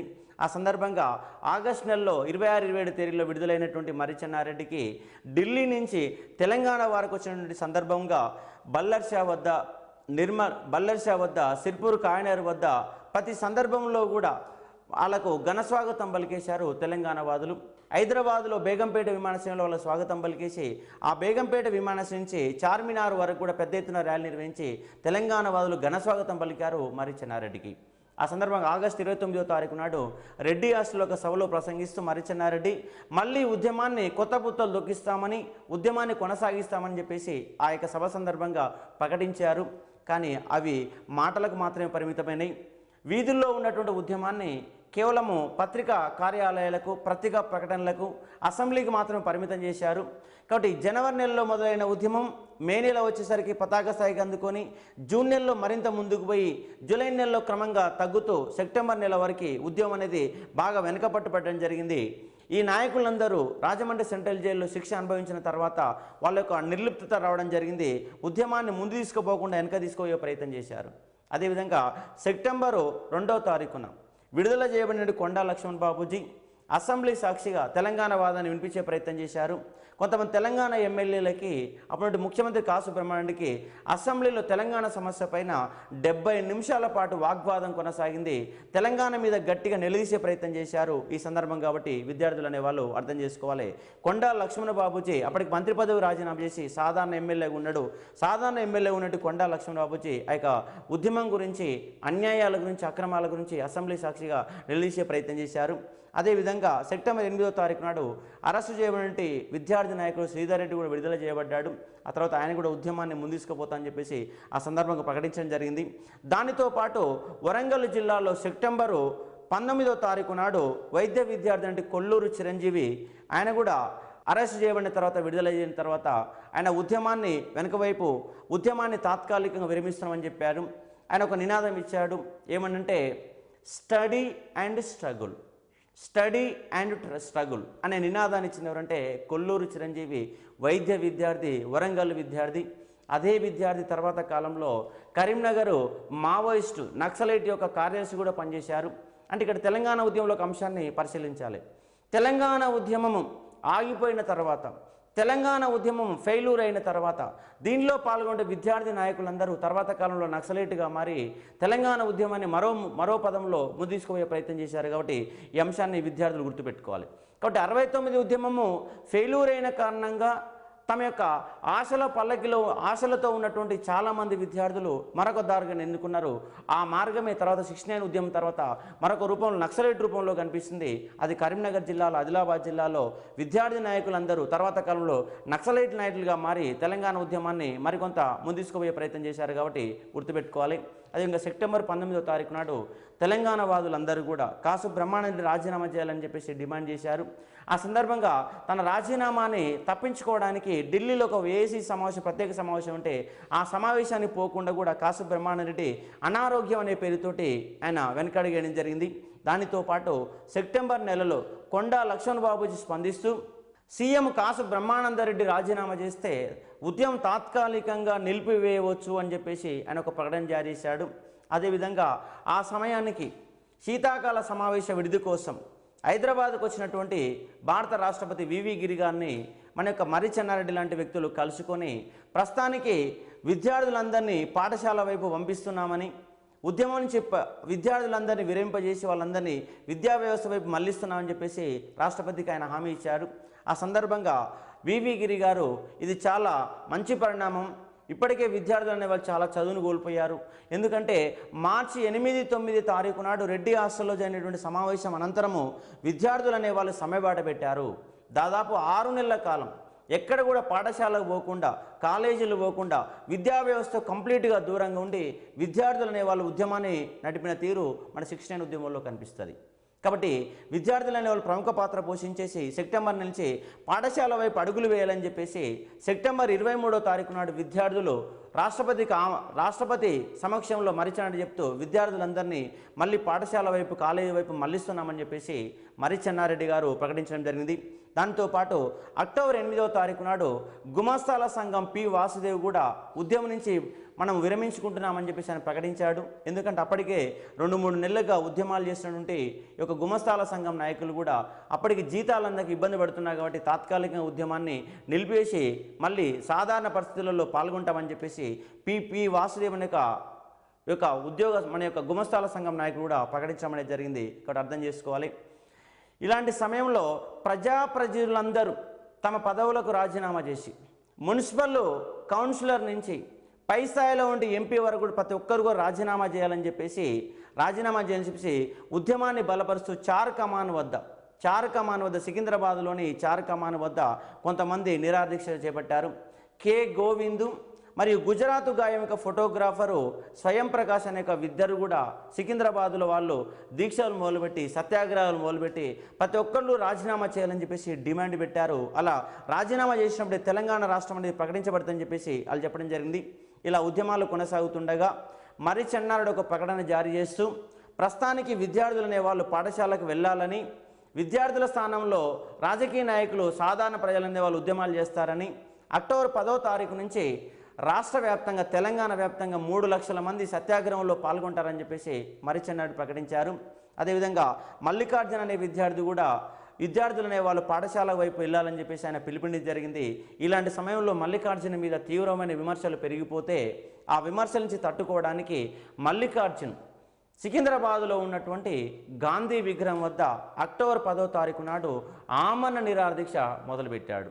ఇలా అక్టోబర్ 10వ తారీఖున నిరాదీక్ష మొదలుపెట్టినటువంటి మల్లికార్జున్ నవంబర్ 3వ తారీఖు వరకు 25 రోజుల పాటు ఆమరణ నిరాదీక్ష చేసి శరీరం అనేది మొత్తము ఇదైపోయిన సందర్భంగా పోలీసులు అనే వాళ్ళు బలవంతంగా అరెస్ట్ చేసి ఆయన ఆసుపత్రిలో వేయడం జరిగింది. దీంతో పాటుగా మల్లికార్జున్తో పాటుగా అక్టోబర్ 18వ తారీఖు నాడు కుమారి రమాదేవి 9వ తరగతి విద్యార్థిని, 16 సంవత్సరాల బాలిక నారాయణగూడలోని రాజాబహదూర్ వెంకటరామరెడ్డి యొక్క విగ్రహం వద్ద కుమారి రమాదేవి విద్యార్థి సంఘం నాయకురాలు ఆమరణ నిరాదీక్ష చేపట్టింది. కానీ 7 రోజులు ఆమె నిరాదీక్ష చేసిన తర్వాత శరీరం అనేది మొత్తం కూడా ఇదైపోతే అప్పుడు ఆమెను కూడా బలవంతంగా ఆసుపత్రిలో ఆమెను కూడా నిరసన నుంచి బలవంతంగా ఆమె యొక్క నిరాదీక్షని బంద్ చేయించడం జరిగింది పోలీసులు అనేవాళ్ళు. కాబట్టి ఈ 2 అంశాలని గుర్తుపెట్టుకోవాలి. కాబట్టి అక్టోబర్ నెలలో ఆమరణ నిరాదీక్ష చేసిన వాళ్ళు 2 విద్యార్థులు ఉన్నారు. ఒకటి మల్లికార్జునం, రెండవది కుమార్ రమాదేవి. అదేవిధంగా మనకు జనవరి 8వ తారీఖు నాడు అన్నబత్తుల రవీంద్రనాథ్ అనే విద్యార్థి ఆమరణ నిరాదీక్ష చేయడం జరిగింది. కాబట్టి ఈ యొక్క ఎవరెవరు నిరాదీక్ష చేశారనే అంశాల మీద విద్యార్థులు అనేవాళ్ళు పరిశీలిస్తే ఈ ఏరియా నుంచి మనకు 1 or 2 క్వశ్చన్స్ రావడానికి ఆస్కారం ఉంది. కాబట్టి గుర్తుపెట్టుకోవాలి. కాబట్టి నవంబర్ 3వ తారీఖు నాడు శరీరం అనేది సహకరించకపోతే మల్లికార్జున్ కూడా దీక్షని బలవంతంగా విరమింపజేశారు. ఇలాంటి సమయంలో నవంబర్ 27వ తారీఖు నాడు ఢిల్లీకి పోయి తిరిగి వస్తున్నటువంటి మర్రిచెన్నారెడ్డి ప్రస్తుతానికి తాత్కాలికంగా ఉద్యమ విరమణ చేస్తున్నామని, మళ్ళీ ఉద్యమాన్ని జనవరి తర్వాత మొదలు పెడతామని చెప్పేసి ప్రకటించాడు. ఈ సందర్భంగా టిఎస్ సదాలక్ష్మి మర్రిచెన్నారెడ్డి యొక్క వ్యాఖ్యలు నిరసిస్తూ మర్రిచెన్నారెడ్డిని తెలంగాణ ప్రజాసమితికి వెళ్ళి బహిష్కరిస్తున్నామని చెప్పేసి తాత్కాలిక అధ్యక్షురాలుగా ఉన్నటువంటి టిఎస్ సదాలక్ష్మి బహిరంగ ప్రకటన చేసినది. కానీ మిగతా నాయకులు మొత్తం కూడా తెలంగాణ ప్రజాసమితిలో ఉన్నటువంటి నాయకులందరూ కూడా మర్రిచెన్నారెడ్డికి వెన్నుదూనగా నిలబడ్డారు. అలాంటి సమయంలో మళ్ళీ మర్రిచెన్నారెడ్డి డిసెంబర్ 6వ తారీఖు నాడు మళ్ళీ ఎన్నికలు నిర్వహించి ఆ ఎన్నికల సందర్భంగా తెలంగాణ ప్రజాసమితికి అధ్యక్షుడిగా మళ్ళీ ఎన్నికైన వ్యక్తి అంటే ఈ యొక్క మర్రిచెన్నారెడ్డి. కాబట్టి అంశాన్ని అర్థం చేసుకోవాలి. కాబట్టి ఈ విధంగా జనవరి నెలలో మొదలైనటువంటి ఉద్యమము డిసెంబర్ నెల వరకు ఉద్యమం అనేది కొనసాగింది. తెలంగాణ ఉద్యమం ఆకాశమంతా ఎత్తుగా ఎగిసిపడింది. కాబట్టి 69 ఉద్యమంలో మీరు ప్రధానంగా గుర్తుపెట్టుకోవాల్సిన ముఖ్యమైన తేదీలు ఒక 4-5 తేదీలు ఉన్నాయి. ఆ తేదీలు ఏంటంటే జనవరి 8 అన్నబత్తుల రవీంద్రనాథ్ ఆమరణ నిరాదీక్ష మొదలుపెట్టడము, జనవరి 21 ఈ యొక్క అఖిలపక్ష సమావేశ సందర్భంగా, జనవరి 19వ తారీఖు నాడు జరిగిన అఖిలపక్ష సమావేశ సందర్భంగా జనవరి 21వ తారీఖు నాడు జీవో నెంబర్ 36 విడుదల చేయడము. అదేవిధంగా జనవరి 20వ తారీఖు నాడు శంషాబాద్ కాల్పుల సంఘటన. అదేవిధంగా జనవరి 24వ తారీఖు నాడు తీవ్రంగా గాయపడ్డ విద్యార్థి శంకర్ అనే విద్యార్థి జనవరి 25వ తారీఖు నాడు మరణించడము. అదేవిధంగా జనవరి 28వ తారీఖు నాడు కాళోజీ నారాయణ వాదనలు తెలంగాణ విమోచన దినోత్సవాన్ని జరుపుకోవడం. అదేవిధంగా మార్చి 8, 9 తారీఖులో జరిగిన ముఖ్యమైన దినోత్సవాలు ఏంటంటే రెడ్డి హాస్టల్ యొక్క సదస్సు. కాబట్టి మార్చి 8 తారీఖు 2 తారీఖులో మీరు గుర్తుపెట్టుకోవాలి. అదేవిధంగా మార్చి 17వ తారీఖు నాడు విద్యార్థులు అనేవాళ్ళు ప్రజాస్వామ్య పరీక్ష దినంగా జరుపుకుంటే ఉద్యోగులు అనేవాళ్ళు పోరాట దినంగా జరుపుకున్నారు. అదేవిధంగా మీరు గుర్తుపెట్టుకోవాలి మరొక ముఖ్యమైన తేదీ మే 1వ తారీఖు. మే 1వ తారీఖు నాడు డిమాండ్స్ డేగా జరుపుకున్నారు, కోరికల దినంగా జరుపుకున్నారు. జూలై 10వ తారీఖు నాడు తెలంగాణ పరిరక్షణ దినంగా జరుపుకున్నారు. మే 17వ తారీఖు నాడు మే 17వ తారీఖు నాడు అమరవీరుల దినోత్సవంగా జరుపుకున్నారు. కాబట్టి ఈ ముఖ్యమైన తేదీలన్నీ కూడా గుర్తుపెట్టుకోవాలి. అదేవిధంగా ఏప్రిల్ 11వ తారీఖు నాడు పార్లమెంటులో శ్రీమతి ఇందిరాగాంధీ గారు 8 సూత్రాల పథకాన్ని ప్రవేశపెట్టారు. అదేవిధంగా జూన్ 2, 3 తాలూకు మరణకాండ కొనసాగడం, దాంతోపాటు జూన్ 24వ తారీఖు నాడు ముఖ్యమైన నాయకులందరూ కూడా పీడీ యాక్ట్ కింద అరెస్ట్ చేసి రాజమండ్రి సెంట్రల్ జైలుకు తరలించడం. అదేవిధంగా ఆగస్టు 24వ తారీఖు విడుదల చేయబడిన తర్వాత ఉద్యోగులు అనేవాళ్ళు సమ్మెను కూడా విరమించిన తర్వాత జూన్ 10వ తారీఖు నుంచి జూలై 16 తారీఖు సమ్మెను విరమించిన తర్వాత ఉద్యమం అనేది వెనకపట్టు కొనసాగి డిసెంబర్ నెల వరకు కూడా ఉద్యమాలు మొత్తం కూడా కొనసాగి జై తెలంగాణ ఉద్యమం ఆకాశమంతా ఎగిసిపడి ఉద్యమంలో దాదాపుగా 370 మంది ప్రాణాలు బలిపశువులుగా మాడిపోయిన సందర్భాలు 69 జై తెలంగాణ ఉద్యమంలో మనకు కనిపిస్తాయి. కాబట్టి ఈ అంశాలన్నీ కూడా మనం పరిశీలించాలి. జై తెలంగాణ ఉద్యమ ఫలితాలని ఒకసారి విశ్లేషించే ప్రయత్నం చేస్తే మొత్తంగా దాదాపు తెలంగాణ కాంగ్రెస్ పార్టీకి సంబంధించినటువంటి 74 మంది ఎమ్మెల్యేలు ఉంటే ఒక 25 ఎమ్మెల్యేలు మంది మాత్రమే తెలంగాణ ఉద్యమంలోకి రావడం జరిగినది. ఈ తెలంగాణ ఉద్యమంలో చాలామంది రాజకీయ నాయకులు అనే వాళ్ళు సహకరించకుండా సీమాంధ్ర గవర్నమెంట్కే సహకరించడం జరిగినది. తెలంగాణ ఉద్యమం చివరికి అంటే ఇది విద్యార్థి ఉద్యమంగా మొదలై ఆ తర్వాత ఉద్యోగ సంఘాల నాయకులు పాల్గొని కార్మికులు అనే వాళ్ళు పాల్గొని చివరికి రాజకీయ నాయకులు అనేవాళ్ళు ఉద్యమాన్ని క్యాప్చర్ చేయడం జరిగినది. చివరికి ఉద్యమం ఎలా మారిందంటే ప్రత్యేక తెలంగాణ అంశం పక్కదారి బట్టి చివరికి కాసు బ్రహ్మానందరెడ్డి వర్సెస్ తెలంగాణ ఉద్యమం. కాసు బ్రహ్మానందరెడ్డి పదవికి వెళ్ళి తొలగిస్తే సరిపోతుంది, తెలంగాణ మాకు ఏం అవసరం లేదన్న కాడికి మారడం జరిగింది. మరి చెన్నారెడ్డి లాంటి నాయకులు చివరికి అంటే తెలంగాణ ప్రజాసమితిని ఉద్యమాన్ని పెద్ద ఎత్తున కొనసాగించినప్పటికీ చివరికి వాళ్ళకి ప్రధానమైన ఎజెండా కాసు బ్రహ్మానందరెడ్డిని పదవికి వెళ్ళి దించే విధంగా మారిపోవడం జరిగింది. ఇది చాలా దురదృష్టకరమైన సంఘటనగా మనము చెప్పవచ్చు. కాబట్టి తెలంగాణ ఉద్యమంలో ప్రధానమైన లోపం ఇక్కడ విద్యార్థులు అనేవాళ్ళు ఆవేశపూరితంగా కొనసాగి ఉద్యమాన్ని ముందు తీసుకుపోయినప్పటికీ ఇక్కడ రాజకీయ నాయకులు అనేవాళ్ళు చాలా ప్రభావితం చేసి జేవి నరసింహారావు లాంటి వాళ్ళు ఒక తెలంగాణ వాదులు అంటే 1952-56 మధ్య ఒక తెలంగాణ వాదిగా ఉన్న జేవి నరసింహారావు 69 ఉద్యమ కాలంలో మంత్రి పదవి కోసం అంటే ఉప ముఖ్యమంత్రి పదవిని చేపట్టిన సందర్భంగా తెలంగాణ ఉద్యమాన్ని అణచివేసే ప్రయత్నం చేశారు.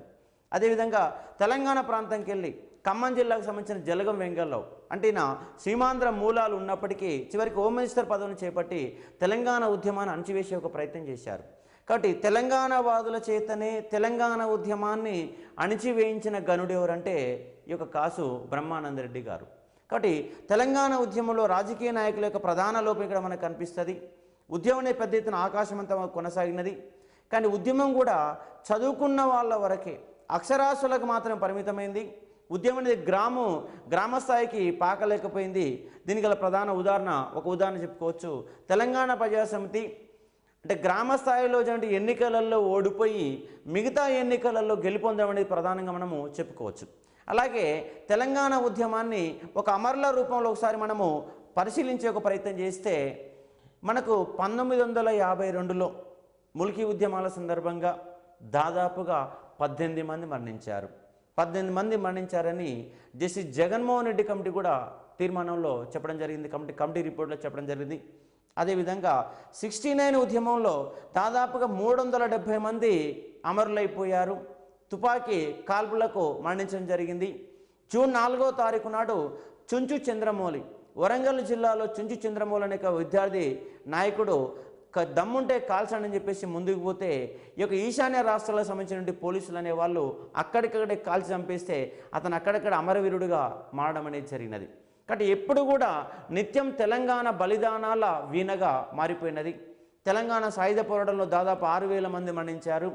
జేఎన్ చౌదరి కాలంలో రజాకార్లను అణచివేసే ప్రయత్నంతో అమాయకులైన ముస్లింలు కూడా బలిపశువులుగా తీసుకోవడం జరిగింది. 69 ఉద్యమంలో కూడా 370 మంది చనిపోవడం జరిగింది.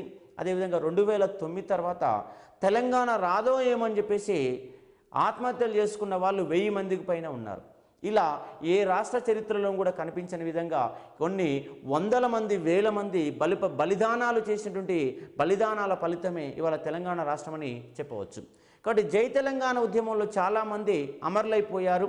వాళ్ళ గురించి ఒకసారి మనము పరిశీలించే ప్రయత్నం చేస్తే మనకు మొట్టమొదటిసారిగా శంకర్ అనే విద్యార్థి మెదక్ జిల్లా సదాశివపేటలో జరిగినటువంటి కాల్పులలో శంకర్ అనే విద్యార్థి గాయపడి 25వ తారీఖున మరణించారు. అతనితో పాటు కృష్ణ అనే విద్యార్థి కూడా గాయపడి ఫిబ్రవరి 10వ తారీఖు నాడు మరణించాడు. అదేవిధంగా జనవరి 30వ తారీఖు నాడు ఈ యొక్క మెదక్ జిల్లా గజ్వేల్లో జరిగినటువంటి కాల్పులలో నరసింహులు అనే విద్యార్థి అమరవీరుడు కావడం జరిగింది. దాంతోపాటు జనవరి 26వ తారీఖు నాడు గణతంత్ర దినోత్సవం సందర్భంగా 11వ తరగతి చదువుతున్నటువంటి మహమ్మద్ షఫీక్ అహ్మద్ అనే విద్యార్థి కూడా పోలీస్ కాల్పులలో మరణించాడు. అదేవిధంగా జూన్ 7వ తారీఖున 7వ తరగతి చదువుతున్నటువంటి సూర్యాపల్లి నరసింహరావు అనే విద్యార్థి తన యొక్క తల్లిని వెతుక్కుంటూ బజార్లోకి వెళ్ళగా పోలీస్ కాల్పులలో అక్కడికక్కడే మరణించాడు. అదేవిధంగా హైదరాబాద్లోని పాత బస్తీలో లాయర్ వెంకటేశ్వరరావు ఇంటిలో ఉండగా అతని యొక్క కుమారుడు 6 సంవత్సరాల బాలుడు బయట ఏదో అలికిడి వినపడితే ఆ సౌండ్ వినడానికి బయటికి వెళ్ళగా ఆ యొక్క కాల్పులు జరుగుతున్న సంఘటనని గుర్తించిన ఒక తండ్రి వెంకటేశ్వరరావు ఆ బాలుని ఎత్తుకొని ఇంటిలోకి పరిగెత్తున వస్తుండగా ఒక తూటా తగి ఆ యొక్క గుమ్మం వద్దనే అక్కడక్కడే పడిపోయి ఆ తల మొత్తం కూడా కాలి కడపకు అంటే గుమ్మాన్ని దాకేసి తల మొత్తం కూడా ఛిద్రమైన సందర్భాలు మనకు జై తెలంగాణ ఉద్యమంలో కనిపిస్తాయి. అదేవిధంగా పెంటయ్య అనే ఒక రోజువారీ కూలి కార్మికుడు సాధారణ వ్యక్తి నాంపల్లిలో పెండ్లికి పోయి బస్సు దిగి ఇంటికి వస్తుండగా పోలీసు కాల్పులు అక్కడక్కడే మరణించాడు. అదేవిధంగా శ్రీమతి సావిత్రితో పాటు కుమారుడు శివకుమార్ ఆ యొక్క శ్రీమతి సావిత్రి సికింద్రాబాద్ ఏరియాలో కాల్పులు జరుపుతుండగా ఇంటి గుమ్మం ముందు నిలబడి ఏదో పరధ్యానంగా చూస్తుండగా కొడుకునెత్తుకుని నిలబడి ఉండగా ఒకటే తూట తల్లి కొడుకు ఇద్దరిని కూడా బలిపశువుగా మార్చడం జరిగింది. ఇద్దరు కూడా అక్కడికక్కడే రక్తం అడుగులో పడి చనిపోయిన సందర్భాలు మనకు కనిపిస్తాయి. ఈ యొక్క తల్లి మరియు కొడుకు ఇద్దరు కూడా చనిపోయిన సంఘటన, తండ్రి లేటుగా వచ్చేసి చూసేసరికి ఆ యొక్క 2 శవాలు కూడా గుమ్మ మధ్య పడిపోయినాయి. ఆ శవాలను చూసినటువంటి ఆమె యొక్క భర్త మతిస్థిమితాన్ని కోల్పోయి 3 నెలల పాటు సికింద్రాబాద్ ఏరియాలోనే పర్యటించి చివరికి అతను కూడా మరణించడం అనేది జరిగింది. అదేవిధంగా మనకు ప్రేమ్ కిషోర్ అనే విద్యార్థి దుర్గా విలాస్ హోటల్లో జరిగినటువంటి సంఘటనలో అతను కూడా మరణించిన కాల్పనకు హత్యకు గురి కావడం జరిగింది. ఆ యొక్క ఆంధ్ర గుండాలు పొడిచి చంపడం అనేది జరిగింది. అదేవిధంగా మాస్టర్ ఆనంద్ అనే ఒక సాధారణ విద్యార్థి జూన్ 2వ తారీఖు నాడు బస్టాండ్లో నిలబడి వెయిట్ చేస్తుండగా తూటాలు దాకి మరణించాడు. అదేవిధంగా అతనికి పెదనాన్న కుమారుడు వినోద్ కుమార్ అనే విద్యార్థి కూడా ఆ యొక్క పరిసర ప్రాంతాలలో 20 రోజుల తర్వాత జరిగిన కాల్పులలో అతను కూడా మరణించాడు. అదేవిధంగా ఎర్రవాడ బండి నర్సిరెడ్డి ఎడ్ల బండి కొట్టుకొని బతికే సాధారణ కార్మికుడు. ఆ జూన్ 4వ తారీఖు జరిగినట్టు పోలీస్ కాల్పులలో అతను బండిలో ఉండగానే తూటాలు జరిగి ఆ బండిలోనే మరణించిన సంఘటనలు కూడా మనకు జై తెలంగాణ ఉద్యమంలో కనిపిస్తాయి. అదేవిధంగా ఆకుల నరేందర్ ఒక 10వ తరగతి విద్యార్థి, పీయూసీ చదువుతున్నట్టు విద్యార్థి, పరీక్షలు దగ్గరికి వస్తున్నాయని ఇంటి మేడపైన కూర్చొని చదువుతుండగా ఒక తూట ఎక్కడి నుంచి వచ్చిందో కూడా కనపడలేదు. కానీ అతని గుండెను తీర్చుకుంటూ ఆ తూట వెళ్ళిపోవడం జరిగింది. అతను రక్తమడిలోనే అక్కడనే పడిపోయాడు. ఆ పుస్తకాలన్నీ కూడా ఎరిపెక్కేసి ఆ చదువు అంటే ఇంత దయనీయమైన పరిస్థితిలో ఉందా, విద్యార్థులు ఈ విధంగా మరణించారా, పుస్తకాలు మొత్తం కూడా ఎర్రబారిపోయి ఆ యొక్క ఉద్యమానికి రక్తం మరకలు అందించిన సందర్భాలు కూడా మనకు కనిపిస్తాయి. కాబట్టి అర్థం చేసుకోవాలి.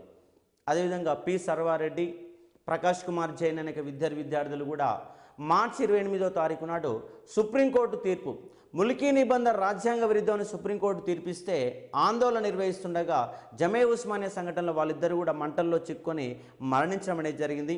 అలాగే ఉపేందర్ అనే ఒక సాయంకాల విద్యార్థి మే 1వ తారీఖు నాడు గవర్నర్ బంగ్లా వద్ద జరిగినటువంటి సంఘటనలో అతను కాల్పులకు గురై మరణించాడు. అతని దయనీయమైన పరిస్థితి. అతనికి ఒక చెల్లె ఉన్నది, చెల్లెతో పాటు తల్లి ఉన్నది. ఆ తల్లి ఆ సమయానికి ఆమె తీర్థయాత్రకు వారణాసి పర్యటన ప్రాంతాల్లో వెళ్ళిపోగా ఆ తల్లి కూడా సమాచారం తెలియకపోతే ఆ ఉపేందర్రావు అనే విద్యార్థిని తోటి విద్యార్థులే విరాళాలు వేసుకొని దాన సంస్కారాలు నిర్ణయించిన సంఘటనలు కూడా మనకు ఉద్యమాల కాలంలో కనిపిస్తాయి. కాబట్టి ఇలాంటి సంఘటనలు 1 కాదు 2 కాదు ఎన్నో జరిగినవి. అలాగే ప్రకాష్ అనే ఒక విద్యార్థి, రాములు అనే విద్యార్థి, వీళ్ళిద్దరు కూడా సికింద్రాబాద్లో జరిగినటువంటి కాల్పులలో అక్కడికక్కడ మరణించే సందర్భాలు కూడా కనిపిస్తాయి. కాబట్టి తెలంగాణ ఉద్యమము నిత్య గాయాల వీణ. ప్రతిరోజు ఎక్కడో ఒక మరణకాండ జరిగిన సందర్భాలు తెలంగాణ ఉద్యమంలో ఎంతోమంది అమాయకులు, ఉద్యమంతో సంబంధం లేని వాళ్ళు రోడ్ల మీద పోలీసు కాల్పులలో మరణించిన సంఘటనలు మనకు ఎన్నో కనిపిస్తాయి. కాబట్టి ఈ యొక్క అంశాన్ని మనం అర్థం చేసుకోవాలి. అదేవిధంగా తెలంగాణ ఉద్యమంలో మనం పరిశీలించాల్సిన మరొక ముఖ్యమైన అంశం ఏంటంటే జై తెలంగాణ ఉద్యమ కాలంలో ఉన్నటువంటి రాజకీయ పార్టీలు. ఒకటి నెంబర్ 1 మనకు తెలంగాణ ఉద్యమంలో మొట్టమొదటిసారిగా కనిపించే అంశము తెలంగాణ పీపుల్స్ కన్వెన్షన్, తెలంగాణ ప్రజల సమితి. దాన్నే తర్వాత కాలంలో తెలంగాణ ప్రజా సమితిగా మారింది. తెలంగాణ పీపుల్స్ కన్వెన్షన్ ఫిబ్రవరి నెలలో ప్రారంభం కాగా దాన్ని ప్రారంభించిన వ్యక్తి ఎవరంటే సిద్దిపేటకు సంబంధించినటువంటి మదన్ మోహన్ అనే ఒక న్యాయవాది తెలంగాణ పీపుల్స్ కన్వెన్షన్ ఒక మేధావుల ఫోరాన్ని ఏర్పాటు చేయడం జరిగింది. దీంట్లో జర్నలిస్టులు, లాయర్లు, సాధారణ మేధావులు అనేవాళ్ళు, యూనివర్సిటీ మేధావులు అనేవాళ్ళు దీంట్లో సభ్యులుగా ఉండడం జరిగింది. అలా తెలంగాణ పీపుల్స్ కన్వెన్షన్ మొట్టమొదటిసారిగా ప్రారంభమైంది. ఆ తెలంగాణ పీపుల్స్ కన్వెన్షనే తెలంగాణ ప్రజాసమితిగా మార్చి 25వ తారీఖున తెలంగాణ ప్రజాసమితిగా మారడం జరిగింది. ఆ తెలంగాణ ప్రజాసమితి యొక్క మొట్టమొదటి కన్వీనర్గా కూడా లేదా అధ్యక్షుడిగా కూడా ఎన్నికైన వ్యక్తులు అంటే మదన్ మోహన్ అనే వ్యక్తి. అదేవిధంగా నాగం కృష్ణారావు, వెంకట్రామరెడ్డి అనే వాళ్ళు ఇద్దరు ప్రధాన కార్యదర్శులుగా నియమించబడడం జరిగింది. ఈ తెలంగాణ ప్రజాసమితి తర్వాత కాలంలో అంటే ఏప్రిల్ 21వ తారీఖున తెలంగాణ ప్రజాసమితిలోకి అడుగుపెట్టినటువంటి ప్రధాన రాజకీయ నాయకుడు మర్రి చెన్నారెడ్డి. ఆ మర్రి చెన్నారెడ్డిని చాలామంది స్వాగతించి ఆ పార్టీలో తీసుకొచ్చారు. ఎందుకంటే మదన్ మోహన్ అనే వ్యక్తి ఒక సాధారణ న్యాయవాది అనే వ్యక్తి కేంద్రంలో ఉన్నటువంటి ప్రధానమంత్రితోటి, కేంద్ర మంత్రులతో మాట్లాడి తెలంగాణ సాధించేంతటువంటి శక్తి సామర్థ్యాలు ఆయనకు లేవని చెప్పేసి చాలామంది రాజకీయ నాయకులు, కొంతమంది మేధావులు మర్రి చెన్నారెడ్డిని తెలంగాణ ప్రజాసమితిలోకి ఆహ్వానించారు. అలా వారి యొక్క ఆహ్వానం మేరకు ఏప్రిల్ 21వ తారీఖున తెలంగాణ ప్రజాసమితిలోకి అడుగుపెట్టిన వ్యక్తులు అంటే మర్రి చెన్నారెడ్డి. కాబట్టి ఆ మర్రి చెన్నారెడ్డి మే 22వ తారీఖు నాడు తెలంగాణ ప్రజాసమితి యొక్క బాధ్యతలు స్వీకరించి దాని యొక్క అధ్యక్ష బాధ్యతలు స్వీకరించాడు. కాబట్టి తెలంగాణ ఉద్యమాన్ని రెండు భాగాలు చేయవచ్చు. మొదటి భాగం విద్యార్థులు అనే వాళ్ళ నాయకత్వం వహిస్తే, రెండో భాగంలో మర్రిచెన్నారెడ్డి తెలంగాణ ప్రజాసమితిలోకి రావడం అనేది రెండో భాగం. కాబట్టి మర్రిచెన్నారెడ్డి ఉద్యమంలోకి వచ్చిన తర్వాత తెలంగాణ ప్రజాసమితిని ముందుకు పరిగెత్తించేసి ఉద్యమాన్ని చాలా ముందు తీసుకుపోయాడు. అలా మే 22వ తారీఖు నాడు తెలంగాణ ప్రజాసమితి యొక్క బాధ్యతలు స్వీకరించిన వ్యక్తులు అంటే మర్రిచెన్నారెడ్డి తెలంగాణ ప్రజాసమితి బాధ్యతలు స్వీకరించిన సందర్భంగా విద్యార్థి సంఘం నాయకుడు శ్రీధర్ రెడ్డి అనే విద్యార్థి సంఘం నాయకుడు టీపీఎస్కు పోటీగా తెలంగాణ ప్రజాసమితిని ప్రారంభించాడు. ఆయన ఏమని ఆరోపించాడంటే, రాజకీయ నాయకులు అనేవాళ్ళు ఉద్యమంలోకి ప్రవేశించి ఉద్యమాన్ని పక్కదారి పట్టిస్తున్నారని, మర్రిచెన్నారెడ్డి లాంటి వ్యక్తులు ఉద్యమాన్ని హైజాక్ చేస్తున్నారని చెప్పేసి ఆయన దాన్ని తీవ్రంగా వ్యతిరేకిస్తూ పోటీ తెలంగాణ ప్రజాసమితిని ప్రారంభించాడు. కాబట్టి తెలంగాణ ప్రజాసమితి, పోటీ తెలంగాణ ప్రజాసమితి. కాబట్టి తెలంగాణ ప్రజాసమితి ఎన్నికల్లో కూడా ప్రముఖమైన పాత్ర పోషించినది. అది మొట్టమొదటిసారిగా శాసనమండలి ఎన్నికల్లో పాల్గొన్నది. హైదరాబాద్ అనేటువంటి శాసనమండలి ఎన్నికలలో మనకు మెడ్చల్ ప్రాంతానికి సంబంధించినటువంటి వెంకట్రామరెడ్డి, తెలంగాణ ప్రజాసమితి యొక్క కార్యదర్శిగా ఉన్నటువంటి వెంకట్రామరెడ్డి మొట్టమొదటిసారిగా శాసన మండలికి ఎమ్మెల్సీగా ఎన్నికయ్యాడు. ఆయనతో పాటు మెదక్ ప్రాంతంకి వెళ్ళి ఎమ్మెల్సీగా ఎన్నికైన వ్యక్తులు అంటే సౌరి లక్ష్మారెడ్డి, అదేవిధంగా మహబూబ్నగర్ ప్రాంతంకి వెళ్ళి శాసన మండలికి ఎన్నికైన వ్యక్తులు అంటే పి లక్ష్మారెడ్డి. కాబట్టి మొట్టమొదటిసారిగా ఎమ్మెల్సీ ఎన్నికల్లో తమ యొక్క విజయాన్ని నమోదు చేసి విజయడంక మోదించినది తెలంగాణ ప్రజాసమితి.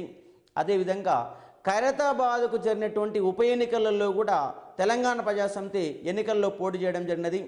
అక్కడ ఎన్నికలు ఎందుకు వచ్చాయంటే, గురుమూర్తి అనే ఒక మంత్రి అనారోగ్య కారణాల వల్ల మరణిస్తే ఖైరతాబాద్ ఉప ఎన్నికలు అవసరమైనవి. అలా ఉప ఎన్నికలు వచ్చినప్పుడు నాగం కృష్ణారావు, తెలంగాణ ప్రజాసమితి యొక్క ప్రధాన కార్యదర్శి నాగం కృష్ణారావు ఎన్నికల్లో పోటీ చేసి కాంగ్రెస్ పార్టీ మీద బ్రహ్మాండమైనటువంటి విజయాన్ని నమోదు చేశారు. కాబట్టి మొట్టమొదటిసారిగా ఉప ఎన్నికలలో కూడా తెలంగాణ ప్రజాసమితి బ్రహ్మాండమైన విజయాన్ని నమోదు చేసినది. ఆ తర్వాత మెదక్లో ఉన్నటువంటి సిద్దిపేట జరిగిన ఉప ఎన్నికలలో మదన్ మోహన్ పోటీ చేసి 18,000 ఓట్ల మెజార్టీతోని గెలుపొందడం జరిగింది. మరి సిద్దిపేటకు ఉప ఎన్నికలు ఎందుకు జరిగాయనే అంశాన్ని మనం పరిశీలిస్తే, ఒల్లూరి బసవరాజు అనే వ్యక్తి మంత్రి పదవికి రాజీనామా చేసి తెలంగాణ ప్రాంతంలోని కాంగ్రెస్ ఎమ్మెల్యేలందరూ ఒక కూటమిగా మార్చి యునైటెడ్ ఫ్రంట్ అనే దాన్ని ఏర్పాటు చేసి అసెంబ్లీలో ప్రతిపక్షంగా వ్యవహరించారు. ఇలా ప్రతిపక్షంగా వ్యవహరిస్తున్న సందర్భంలో రాజ్యసభ ఎన్నికలు వచ్చినాయి. అలా రాజ్యసభ ఎన్నికలు వచ్చినప్పుడు యునైటెడ్ ఫ్రంట్ తరపున ఉన్నటువంటి 35 మంది ఎమ్మెల్యేల తరపున రాజ్యసభ స్థానానికి ఎన్నికైన వ్యక్తులు అంటే ఒల్లూరి బసవరాజు. కాబట్టి ఒల్లూరి బసవరాజు ఆ సమయానికి సిద్దిపేట ఎమ్మెల్యేగా ఉన్నాడు. ఆయన పదవికి రాజీనామా చేసి పార్లమెంట్లో రాజ్యసభ సభ్యుడిగా వెళ్ళిపోతే అప్పుడు ఆ యొక్క సిద్దిపేట ఉప ఎన్నికలు జరిగినాయి. ఆ సిద్దిపేట ఉప ఎన్నికల్లో మదన్ మోహన్ సంబంధిత కాంగ్రెస్ పార్టీ పైన 18,000 దాదాపు 19,000 ఓట్ల మెజార్టీతోటి ఆయన గెలుపొందడం అనేది జరిగినది. ఇది ఒక రెండవ విజయము. దాని తర్వాత తెలంగాణ ప్రజాసమితి స్థానిక ఎన్నికల్లో కూడా పోటీ చేసింది, కానీ పెద్దగా ఫలితాలు విజయం సాధించలేదు. కానీ 1971 మార్చిలో జరిగినటువంటి ఎంపీ ఎన్నికల్లో మాత్రము, పార్లమెంటు మధ్యంతర ఎన్నికల్లో మాత్రము బ్రహ్మాండమైన విజయాన్ని నమోదు చేసుకున్నది. తెలంగాణ ప్రజాసమితి అనే టీపీఎస్ అనేది మళ్ళీ 69 మార్చి 25వ తారీఖు నాడు ఏర్పాటైతే, అదే టీపీఎస్ 1970 డిసెంబర్ 12వ తారీఖు నాడు ఒక రాజకీయ పార్టీగా మారినది. ఆ రాజకీయ పార్టీ తరపున 1971 మధ్యంతర ఎన్నికలలో మొత్తం తెలంగాణ ప్రాంతంలో 10 ఎంపీ స్థానాలుంటే 14 స్థానాలలో పోటీ చేసినది. అలా 14 స్థానాలలో పోటీ చేసినప్పుడు 10 స్థానాలలో విజయడంకాన్ని మోగించినది. దాదాపుగా 47.5% ఓట్లని నమోదు చేసినది తెలంగాణ ప్రజాసమితి. మొత్తం ఆ 10 స్థానాలు ఒకసారి మనం పరిశీలిస్తే, ఒకటి మహబూబ్ నగరు, అలాగే మహబూబ్ నగర్లో భాగంగా ఉన్నటువంటి నాగర్ కర్నూలు, అంటే మహబూబ్ నగర్ జిల్లాలో ఉండి 2 ఎంపీ స్థానాల్లో కూడా తెలంగాణ ప్రజాసమితి విజయం సాధించినది. దానితో పాటు హైదరాబాద్ జిల్లా పరిధిలో హైదరాబాదు, సికింద్రాబాదు, మహబూబ్ నగర్లో 2 స్థానాలు, హైదరాబాద్లో 2 స్థానాలు, హైదరాబాదు, సికింద్రాబాదు. అలాగే మెదక్ జిల్లాలో మెదక్ యొక్క జిల్లా కేంద్రంతో పాటు సిద్దిపేటలో కూడా విజయం సాధించింది. అంటే మెదక్ జిల్లాలో 2 స్థానాలు కూడా విజయం సాధించింది. దానితో పాటు కరీంనగర్ జిల్లా మరియు దాంతో పాటున్నటువంటి పెద్దపల్లి, ఈ 2 నియోజకవర్గాల్లో విజయం సాధించినది ఈ యొక్క తెలంగాణ ప్రజాసమితి. కాబట్టి ఈ 4 జిల్లాలు, మహబూబ్ నగర్ జిల్లా, హైదరాబాదు జిల్లా, మెదక్ జిల్లా, కరీంనగర్ జిల్లా 4x2 8 స్థానాలు కూడా విజయాన్ని కైవసం చేసుకున్నది. దానితో పాటు వరంగల్ జిల్లాలో నుండి హన్మకొండ, దాంతోపాటు నల్లగొండ జిల్లా కేంద్రంలో కూడా టీపీఎస్ విజయం సాధించింది. కాబట్టి 10 స్థానాల్లో విజయం సాధించినది, 3 స్థానాలలో 4 స్థానాల్లో ఓడిపోయినది. ఆ ఓడిపోయిన స్థానాలు ఏమిటంటే కాంగ్రెస్ పార్టీ స్థానాలు 3 స్థానాల్లో గెలుపొందినది. ఆ 3 స్థానాలు ఒకటి నిజామాబాదు, రెండోది ఆదిలాబాదు, మూడోది ఖమ్మం. ఈ 3 స్థానాలలో కాంగ్రెస్ పార్టీ విజయం సాధించగా మిర్యాలగూడ పార్లమెంటు స్థానానికి సిపిఐ పార్టీ విజయాన్ని సాధించి తన యొక్క విజయాన్ని నమోదు చేసుకోవడం జరిగింది. అంటే 1967 ఎన్నికలలో ఇదే కాంగ్రెస్ పార్టీకి 13 స్థానాలు వస్తే 1971లో జరిగిన మధ్యంతర ఎన్నికల్లో మాత్రము టీపీఎస్ చేతిలో ఘోర పరాజయాన్ని నమోదు చేసుకున్నది. చివరికి 14 స్థానాల్లో కూడా పోటీ చేసే అభ్యర్థులు కూడా దొరకని పరిస్థితి కాంగ్రెస్ పార్టీకి కొనసాగడం అనేది జరిగింది. కాబట్టి ఈ విధంగా ఎన్నికల్లో తెలంగాణ పరిస్థితి విజయడంగా మోగించినది. అంటే ఈ తెలంగాణ ప్రజాసమితి రాజకీయ పార్టీగా 1970 డిసెంబర్ 12వ తారీఖున మారినప్పుడు ఆ యొక్క పార్టీ యొక్క గుర్తు ఏంటంటే పార గుర్తు. ఆ పార గుర్తుతోని ఎన్నికల్లో పోటీ చేసింది. తెలంగాణ ప్రజల ఆయుధం పార, తెలంగాణ ప్రజల ఆయుధం పార, పార దెబ్బతో ప్రత్యేక తెలంగాణ సాధిద్దాం, ఆంధ్ర పాలకులను పాతరేద్దాము అంటే బొంద పెడదామన్న ఉద్దేశంతో పార గుర్తుతో ఎన్నికల్లో పోటీ చేసిన ఒక పార్టీ ఏంటంటే తెలంగాణ ప్రజాసమితి. ఈ తెలంగాణ ప్రజాసమితి రాజకీయ పార్టీగా మారినప్పుడు దాన్ని కొన్ని లక్ష్యాలు, కొన్ని తీర్మానాలు ప్రవేశపెట్టింది.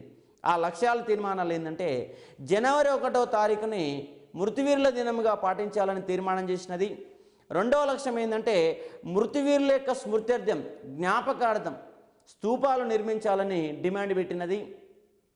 మూడో అంశం ఏంటంటే తెలంగాణ ఉద్యమంలో అమరులైనటువంటి, తెలంగాణ ఉద్యమంలో నష్టపోయినటువంటి కుటుంబాలను ఆదుకోవాలని, అదేవిధంగా తెలంగాణ ఉద్యమంలో జరిగిన మరణకాండపైన న్యాయ విచారణ జరిపి సంబంధిత వ్యక్తులపైన చర్యలు తీసుకోవాలని చెప్పేసి డిమాండ్ పెట్టినది. దానితో పాటు తెలంగాణలోని అన్ని గ్రామాలకు రోడ్ల సౌకర్యాలు కల్పించాలని, దానితో పాటు తెలంగాణ ప్రాంతంలో ఉన్నటువంటి మైనర్, మీడియం, మేజర్ ప్రాజెక్టులన్నీ కూడా చేపట్టాలని కూడా డిమాండ్ పెట్టినది.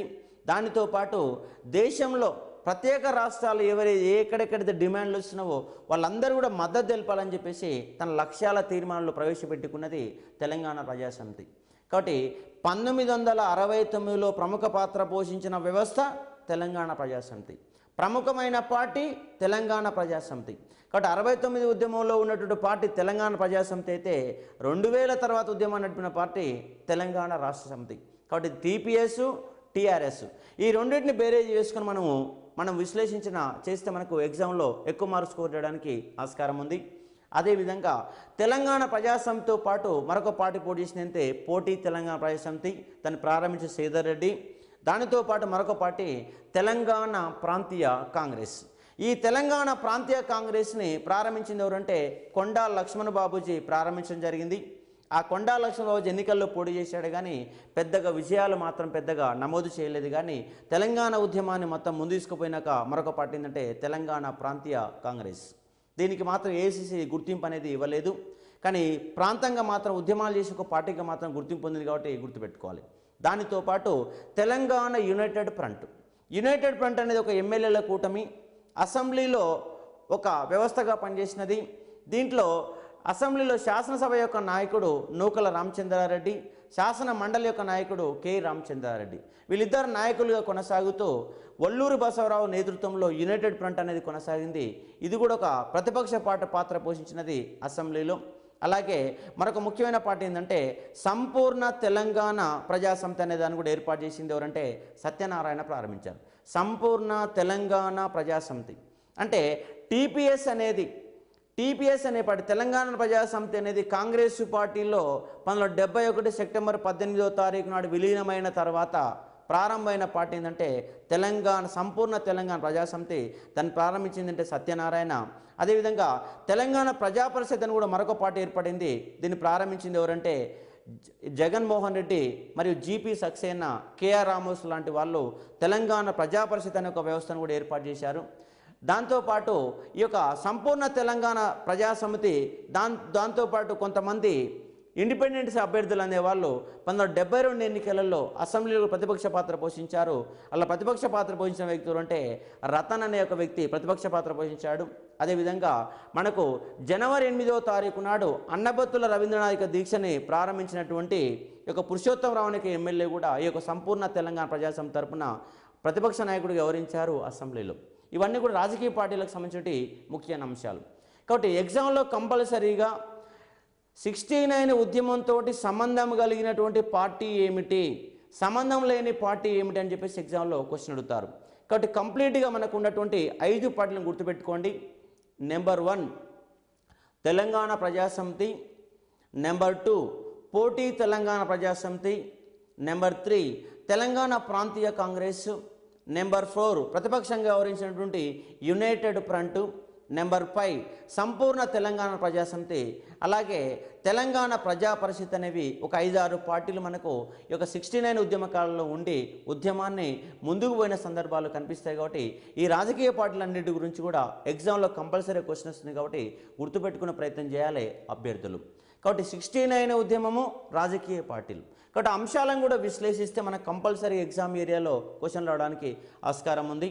అదేవిధంగా మనకు 69 ఉద్యమం సందర్భంగా వచ్చినటువంటి కమిటీలు ఏమిటి, ఏమేమి కమిటీలు వచ్చినాయి, ఏమేమి తీర్మానం చేసినాయి, ఏ కమిటీని ఏ నేపథ్యంలో ఏర్పాటు చేసిన అంశాలు కూడా మనము ఎగ్జామ్ పాయింట్ ఆఫ్లో మనము ఒక విశ్లేషణ చేసే ఒక ప్రయత్నం చేయాలి. అంటే మనకు ఒక 3 కమిటీలు వస్తాయి. నెంబర్ 1 కమిటీ, నెంబర్ 1 అంశం ఏంటంటే జీవో నెంబర్ 36 వచ్చిన సందర్భంగా జీవో నెంబర్ 36ని అఖిలపక్ష సమావేశ యొక్క తీర్మానం మేరకు 1969 జనవరి 21వ తారీఖు నాడు తెలంగాణ ప్రాంతంలో ఉన్నటువంటి ఆంధ్ర ఉద్యోగులు వెనక పంపడానికి వచ్చిన జీవో నెంబర్ 36. ఆ జీవో నెంబర్ 36లో భాగంగా తెలంగాణ ప్రాంత మిగులు నిధులను అధ్యయనం చేయడానికి నియమించబడినటువంటి కమిటీ లలిత్ కుమార్ కమిటీ. ఇతను కేంద్ర కాగ్ యొక్క అధికారి. మన యొక్క ఆంధ్రప్రదేశ్ గవర్నమెంటు తెలంగాణ ప్రాంతంలో మిగిలిపోయిన మిగులు నిధులను అధ్యయనం చేయడానికి ఒక కమిటీని నియమించమని చెప్పేసి కేంద్రానికి సిఫారసు చేస్తే ఆ మేరకు కేంద్ర ప్రభుత్వం కాగ్ అధికారిని తెలంగాణ ప్రాంత మిగులు నిధులను అధ్యయనం చేయడానికి నియమించినది. కాబట్టి ఒక కమిటీ ఏంటంటే లలిత్ కుమార్ కమిటీ. ఈ లలిత్ కుమార్ కమిటీ అనేది జీవో నెంబర్ 36లో భాగంగా అఖిలపక్ష సమావేశంలో తీర్మానం మేరకు 1969 జనవరి 23వ తారీఖు నాడు నియమించబడిన కమిటీ లలిత్ కుమార్ కమిటీ. ఇతను కేంద్ర కాగ్ యొక్క అధికారి. ఇతను 1956 నవంబర్ 1వ తారీఖు నుంచి, అంటే ఆంధ్రప్రదేశ్ రాష్ట్రం ఏర్పడినటువంటి తారీఖు నుంచి 1968 మార్చి 31 వరకు తెలంగాణ ప్రాంతంలో మిగిలిపోయినటువంటి మిగులు నిధులని లెక్కబెట్టే ఒక ప్రయత్నము చేశాడు.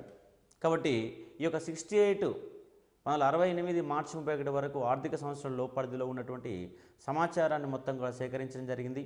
ఈ యొక్క సమాచారం మొత్తం కూడా ఈ సేకరించిన సమాచారాన్ని మొత్తంగా 102 కోట్ల రూపాయల మిగులు ఉందని, దీంట్లో నికర మిగులు 63.92 కోట్ల రూపాయలను ఖర్చు పెట్టగా టోటల్గా మిగిలిపోయిన మిగులు నిధులు ఎంత అంటే 34 కోట్ల 10 లక్షల రూపాయలు మిగిలిపోయిందని చెప్పేసి ఈ యొక్క లలిత్ కుమార్ కమిటీ తన నివేదికలో పేర్కొన్నది. కానీ వాస్తవానికి తెలంగాణ ప్రాంతీయ అభివృద్ధి కమిటీ ఏమని ఆరోపించిందంటే తెలంగాణ ప్రాంత మిగులు నిధులు 107 కోట్ల 13 లక్షల రూపాయలు మిగిలిపోయాయని, లలిత్ కుమార్ కమిటీ సరిగా లెక్కలు తీసుకోలేదని చెప్పేసి ఆరోపించినది. అంటే ఉదాహరణకు తెలంగాణ ప్రాంతీయ అభివృద్ధి కమిటీ ఆరోపించిన అంశాలు 2 అంశాలు మనం పరిశీలిస్తే మనకు ఖమ్మం జిల్లాలోని కొత్తగూడెం థర్మల్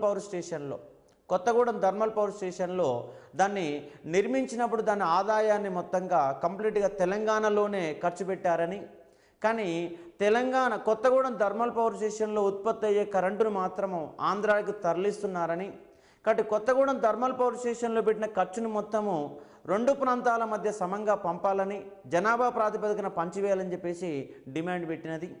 దానితో పాటుగా మనకు నాగార్జున సాగర్ ప్రాజెక్టు ఉన్నది. నాగార్జున ప్రాజెక్ట్ యొక్క కుడి కాల్వ కంప్లీట్గా ఆంధ్ర ప్రాంతానికి వెళుతుండగా ఎడమ కాల్వ మాత్రము నల్గొండ జిల్లా, ఖమ్మం జిల్లా ఈ 2 జిల్లాల సరిహద్దులు దాటి కృష్ణా జిల్లాలో కూడా 37 కిలోమీటర్ల పాటు ప్రవహిస్తున్నది. కానీ ఈ యొక్క లలిత్ కుమార్ కమిటీ అనేది ఎడమ కాళ్ళ మీదే పెట్టిన మొత్తం ఖర్చును కేవలం తెలంగాణ వాటాలోనే లెక్కలు చూపించినది. కానీ వాస్తవానికి కృష్ణా జిల్లా కూడా ఎడమ కాలువ అనేది 37 కిలోమీటర్లు పోతున్న అంశాన్ని లలిత్ కుమార్ కమిటీ పరిగణలో తీసుకోలేదు. ఎడమ కాలువ మీద దాదాపుగా 26,53,00,000 రూపాయలు ఖర్చు పెట్టింది. అంటే 26 కోట్ల రూపాయలలో కృష్ణా నదిలో పెట్టిన ఖర్చు కూడా దాంట్లో ఉన్నది. కానీ దాన్ని ఆంధ్ర బడ్జెట్లో చూపెట్టాలి కానీ తెలంగాణ లెక్కల్లో చూపించేసి తీవ్రమైన అన్యాయం చేసిందని చెప్పేసి ఈ యొక్క తెలంగాణ ప్రాంతీయ అభివృద్ధి కమిటీ లలిత్ కుమార్ కమిటీని తీవ్రంగా వ్యతిరేకించినది. ఆ లెక్కలు తప్పని చెప్పేసి స్పష్టంగా పేర్కొన్నది. అలాగే తెలంగాణ వాదులు దాన్ని వ్యతిరేకించడం, అలాగే ఆంధ్రప్రదేశ్ గవర్నమెంట్ కూడా దాని లెక్కల్ని పెద్దగా పరిగణలోకి తీసుకుపోయేసరికి లలిత్ కుమార్ కమిటీ నామకే వస్తు ఏర్పాటు చేశారు. కానీ దాని కమిటీ రిపోర్ట్ మాత్రము దాన్ని పరిశీలించకుండానే దాన్ని పక్కన పెట్టడం అనేది జరిగింది. ఇక్కడ గుర్తుపెట్టుకోవాలి. అదేవిధంగా మనకు 8 సూత్రాల పథకంలో భాగంగా, అష్టసూత్రాల పథకంలో భాగంగా, 8 సూత్రాల పథకంలో భాగంగా తెలంగాణ ప్రాంతం మిగులు నిధులని అంటే లలిత్ కుమార్ కమిటీ సరిగా లెక్కలు అంచనా వేయలేకపోయిందని చెప్పేసి తెలంగాణ వాదులు ఆరోపిస్తే 8 సూత్రాల పథకంలో భాగంగా దానిలో ఉన్నటువంటి మొదటి సూత్రమైనటువంటి అంటే 8 సూత్రాల పథకంలో మొదటి సూత్రం ఏమని చెప్తుందంటే తెలంగాణ ప్రాంత మిగులు నిధుల అధ్యయనానికి ఒక కమిషన్ ఏర్పాటు చేస్తారు. ఆ కమిషను నెల రోజులలో తన నివేదికను అందజేస్తుందని చెప్పేసి దాంట్లో పేర్కొన్నారు. ఆ పేర్కొన్న ప్రకారము ఈ యొక్క 1969 ఏప్రిల్ 23వ తారీఖు నాడు తెలంగాణ ప్రాంత మిగులు నిధుల అధ్యయనం కోసము నియమించబడినటువంటి మరో ముఖ్యమైన committee Vashishtha Bhargava committee. Vashishtha Bhargava committee 8 సూత్రాల పథకంలో భాగంగా ఏర్పాటు చేశారు. Lalit Kumar committee GO number 36లో భాగంగా ఏర్పాటు చేస్తే మనకు వశిష్ఠ భార్గవ కమిటీ మాత్రము 8 సూత్రాల పథకంలో భాగంగా ఏర్పాటు చేశారు. దీనిలో సభ్యులు ఎవరు ఉన్నారనే అంశాన్ని ఒకసారి పరిశీలిస్తే జస్టిస్ వశిష్ఠ భార్గవ్ అనే వ్యక్తి సుప్రీంకోర్టు యొక్క ప్రధాన న్యాయమూర్తి. దానిలో కాగు సంబంధించిన అధికారాలు ప్రొఫెసర్ మకూట్ నిహారీ మాధుర్ అలాగే హరిభూషణ్ బార్ వీళ్ళిద్దరు కాగ్ అధికారాలు. ఒక ఆయన మాజీ అధికారి, ఒక ఆయన ప్రస్తుత అధికారాలు. హరిభూషణ్ బారు, ప్రొఫెసర్ మకూటు నిహారీ మాధురులు ఇద్దరు సభ్యులుగా ఉన్నారు. అదేవిధంగా కృష్ణస్వామి అనే వ్యక్తి కార్యదర్శిగా ఉండి ఒక కమిటీ లెక్కలు మొత్తం కూడా తీయడం జరిగింది. ఈ కమిటీ కూడా 1956 నవంబర్ 1వ తారీఖు నుంచి 1968 మార్చి 31లోగా లెక్కలు తీసినది. దీని లెక్కల ప్రకారము మిగిలిపోయిన తెలంగాణ ప్రాంతంలో మిగిలిపోయిన మిగిలిన నిధులు ఎంత అంటే 28.34 కోట్ల రూపాయలు. లలిత్ కుమార్ కమిటీ లెక్కల ప్రకారం మిగిలిపోయిన మిగిలిన నిధులు ఎంత అంటే 34,10,00,000 రూపాయలు అయితే వశిష్ఠ భార్గవ కమిటీ ప్రకారం మిగిలిపోయిన మిగిలిన నిధులు 28,34,00,000 రూపాయలు అన్న అంశాన్ని పరిశీలించాలి. కంపల్సరిగా ఎగ్జామ్లో క్వశ్చన్ అడుగుతారు. మనకు టోటల్గా తెలంగాణ ఉద్యమం అనే పేపర్లో దాదాపు 30 కమిటీలు వస్తాయి. కాబట్టి ఆ 30 కమిటీల యొక్క సమాచారాన్ని మనం గుర్తుపెట్టుకోగలిగితే ఎగ్జామ్లో కంపల్సరీగా మనకు 10 మార్కులు రావడానికి ఆస్కారం ఉంది. కాబట్టి ఈ రెండు ముఖ్యమైన కమిటీలు మిగులు నిధులపైన తెలంగాణ ప్రాంతంలో మిగిలిపోయిన మిగులు నిధులపైన నియమించబడిన కమిటీలు 2 కమిటీలు. ఒక లలిత్ కుమార్ కమిటీ, రెండవది వశిష్ఠ భార్గవ కమిటీ. ఈ వశిష్ఠ భార్గవ కమిటీ లెక్కల ప్రకారము 28,34,00,000 రూపాయల అంశాన్ని పరిశీలించాలి.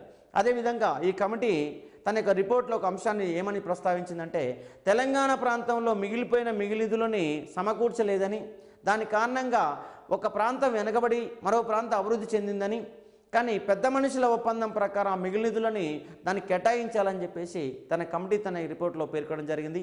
ఈ కమిటీలో కూడా తెలంగాణ ప్రాంతంలోని అన్ని రంగాల వారీగా లెక్కలు తీసుకొని పరిశీలించినది. కానీ ఈ 2 కమిటీల్లో కూడా సీమాంధ్ర గవర్నమెంట్కి సంబంధించినటువంటి ఉన్నతాధికారులు మొత్తం పెద్దగా ఎవరూ సహకరించలేదు. వీళ్ళకు దొరికినటువంటి సమాచారం తీసుకొని కింది స్థాయి అధికారుల యొక్క సమాచారంతో తమ నివేదికను తయారు చేశాయి ఈ 2 కమిటీలు. కాబట్టి గుర్తుపెట్టుకోవాలి.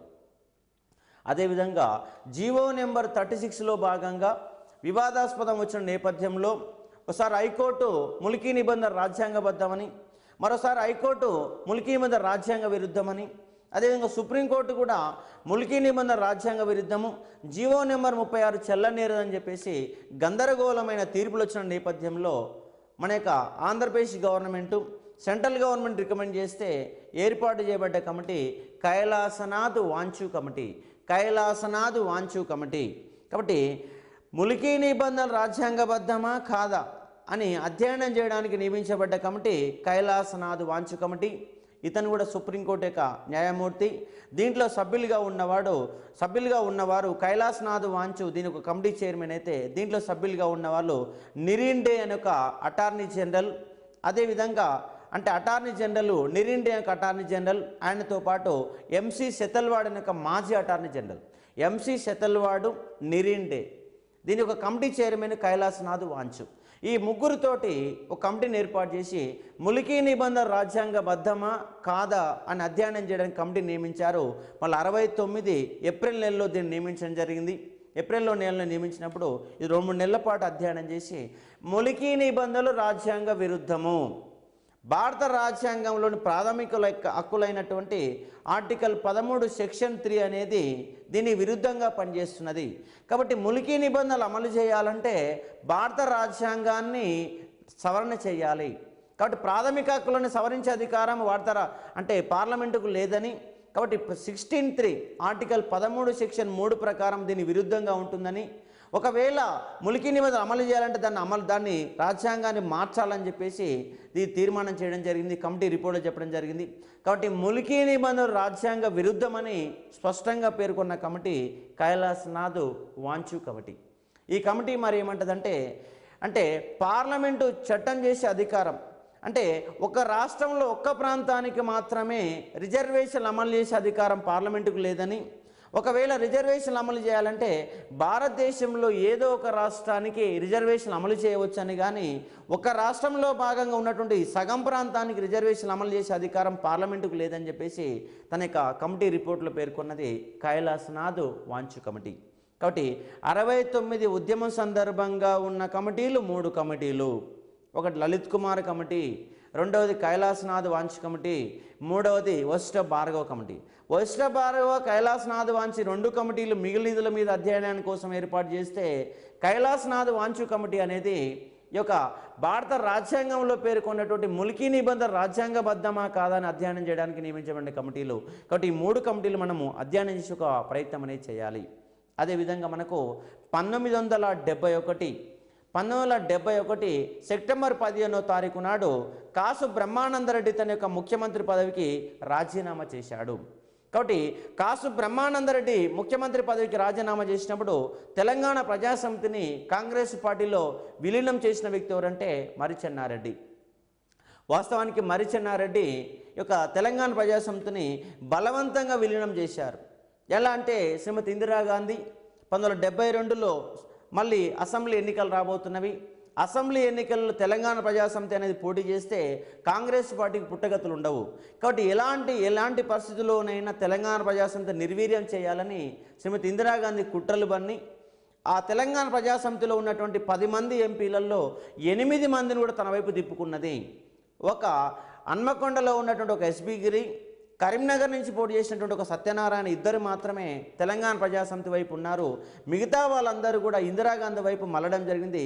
వాళ్ళందరినీ కొనివేసే మాదిరిగా వాళ్ళందరికీ ప్రలోభాలు పెట్టేసి తెలంగాణ ప్రజాసమితిని వైపు తిప్పుకొని అసెంబ్లీలో కూడా మర్రి చెన్నారెడ్డి తెలియకుండానే తెలంగాణ ప్రజాసమితి ఎమ్మెల్యేలు వివరించే విధంగా, పార్లమెంట్లో వివరించే విధంగా ఆమె కుట్రలు కుతంత్రాలు చేయడము, మరోవైపు సీమాంధ్ర ఉన్నట్టు నాయకత్వం కూడా తెలంగాణ ప్రజాసమితి మీద బురద జల్లడము, దాని ఇబ్బందులు పాలు చేసే ప్రయత్నంలో ఇక తెలంగాణ ప్రజాసమితిని కాపాడుకోలేని పరిస్థితుల మధ్యనే మర్రి చెన్నారెడ్డి కాంగ్రెస్ పార్టీలో విలీనం చేసుకున్న అంశాన్ని మనం పరిశీలించాలి.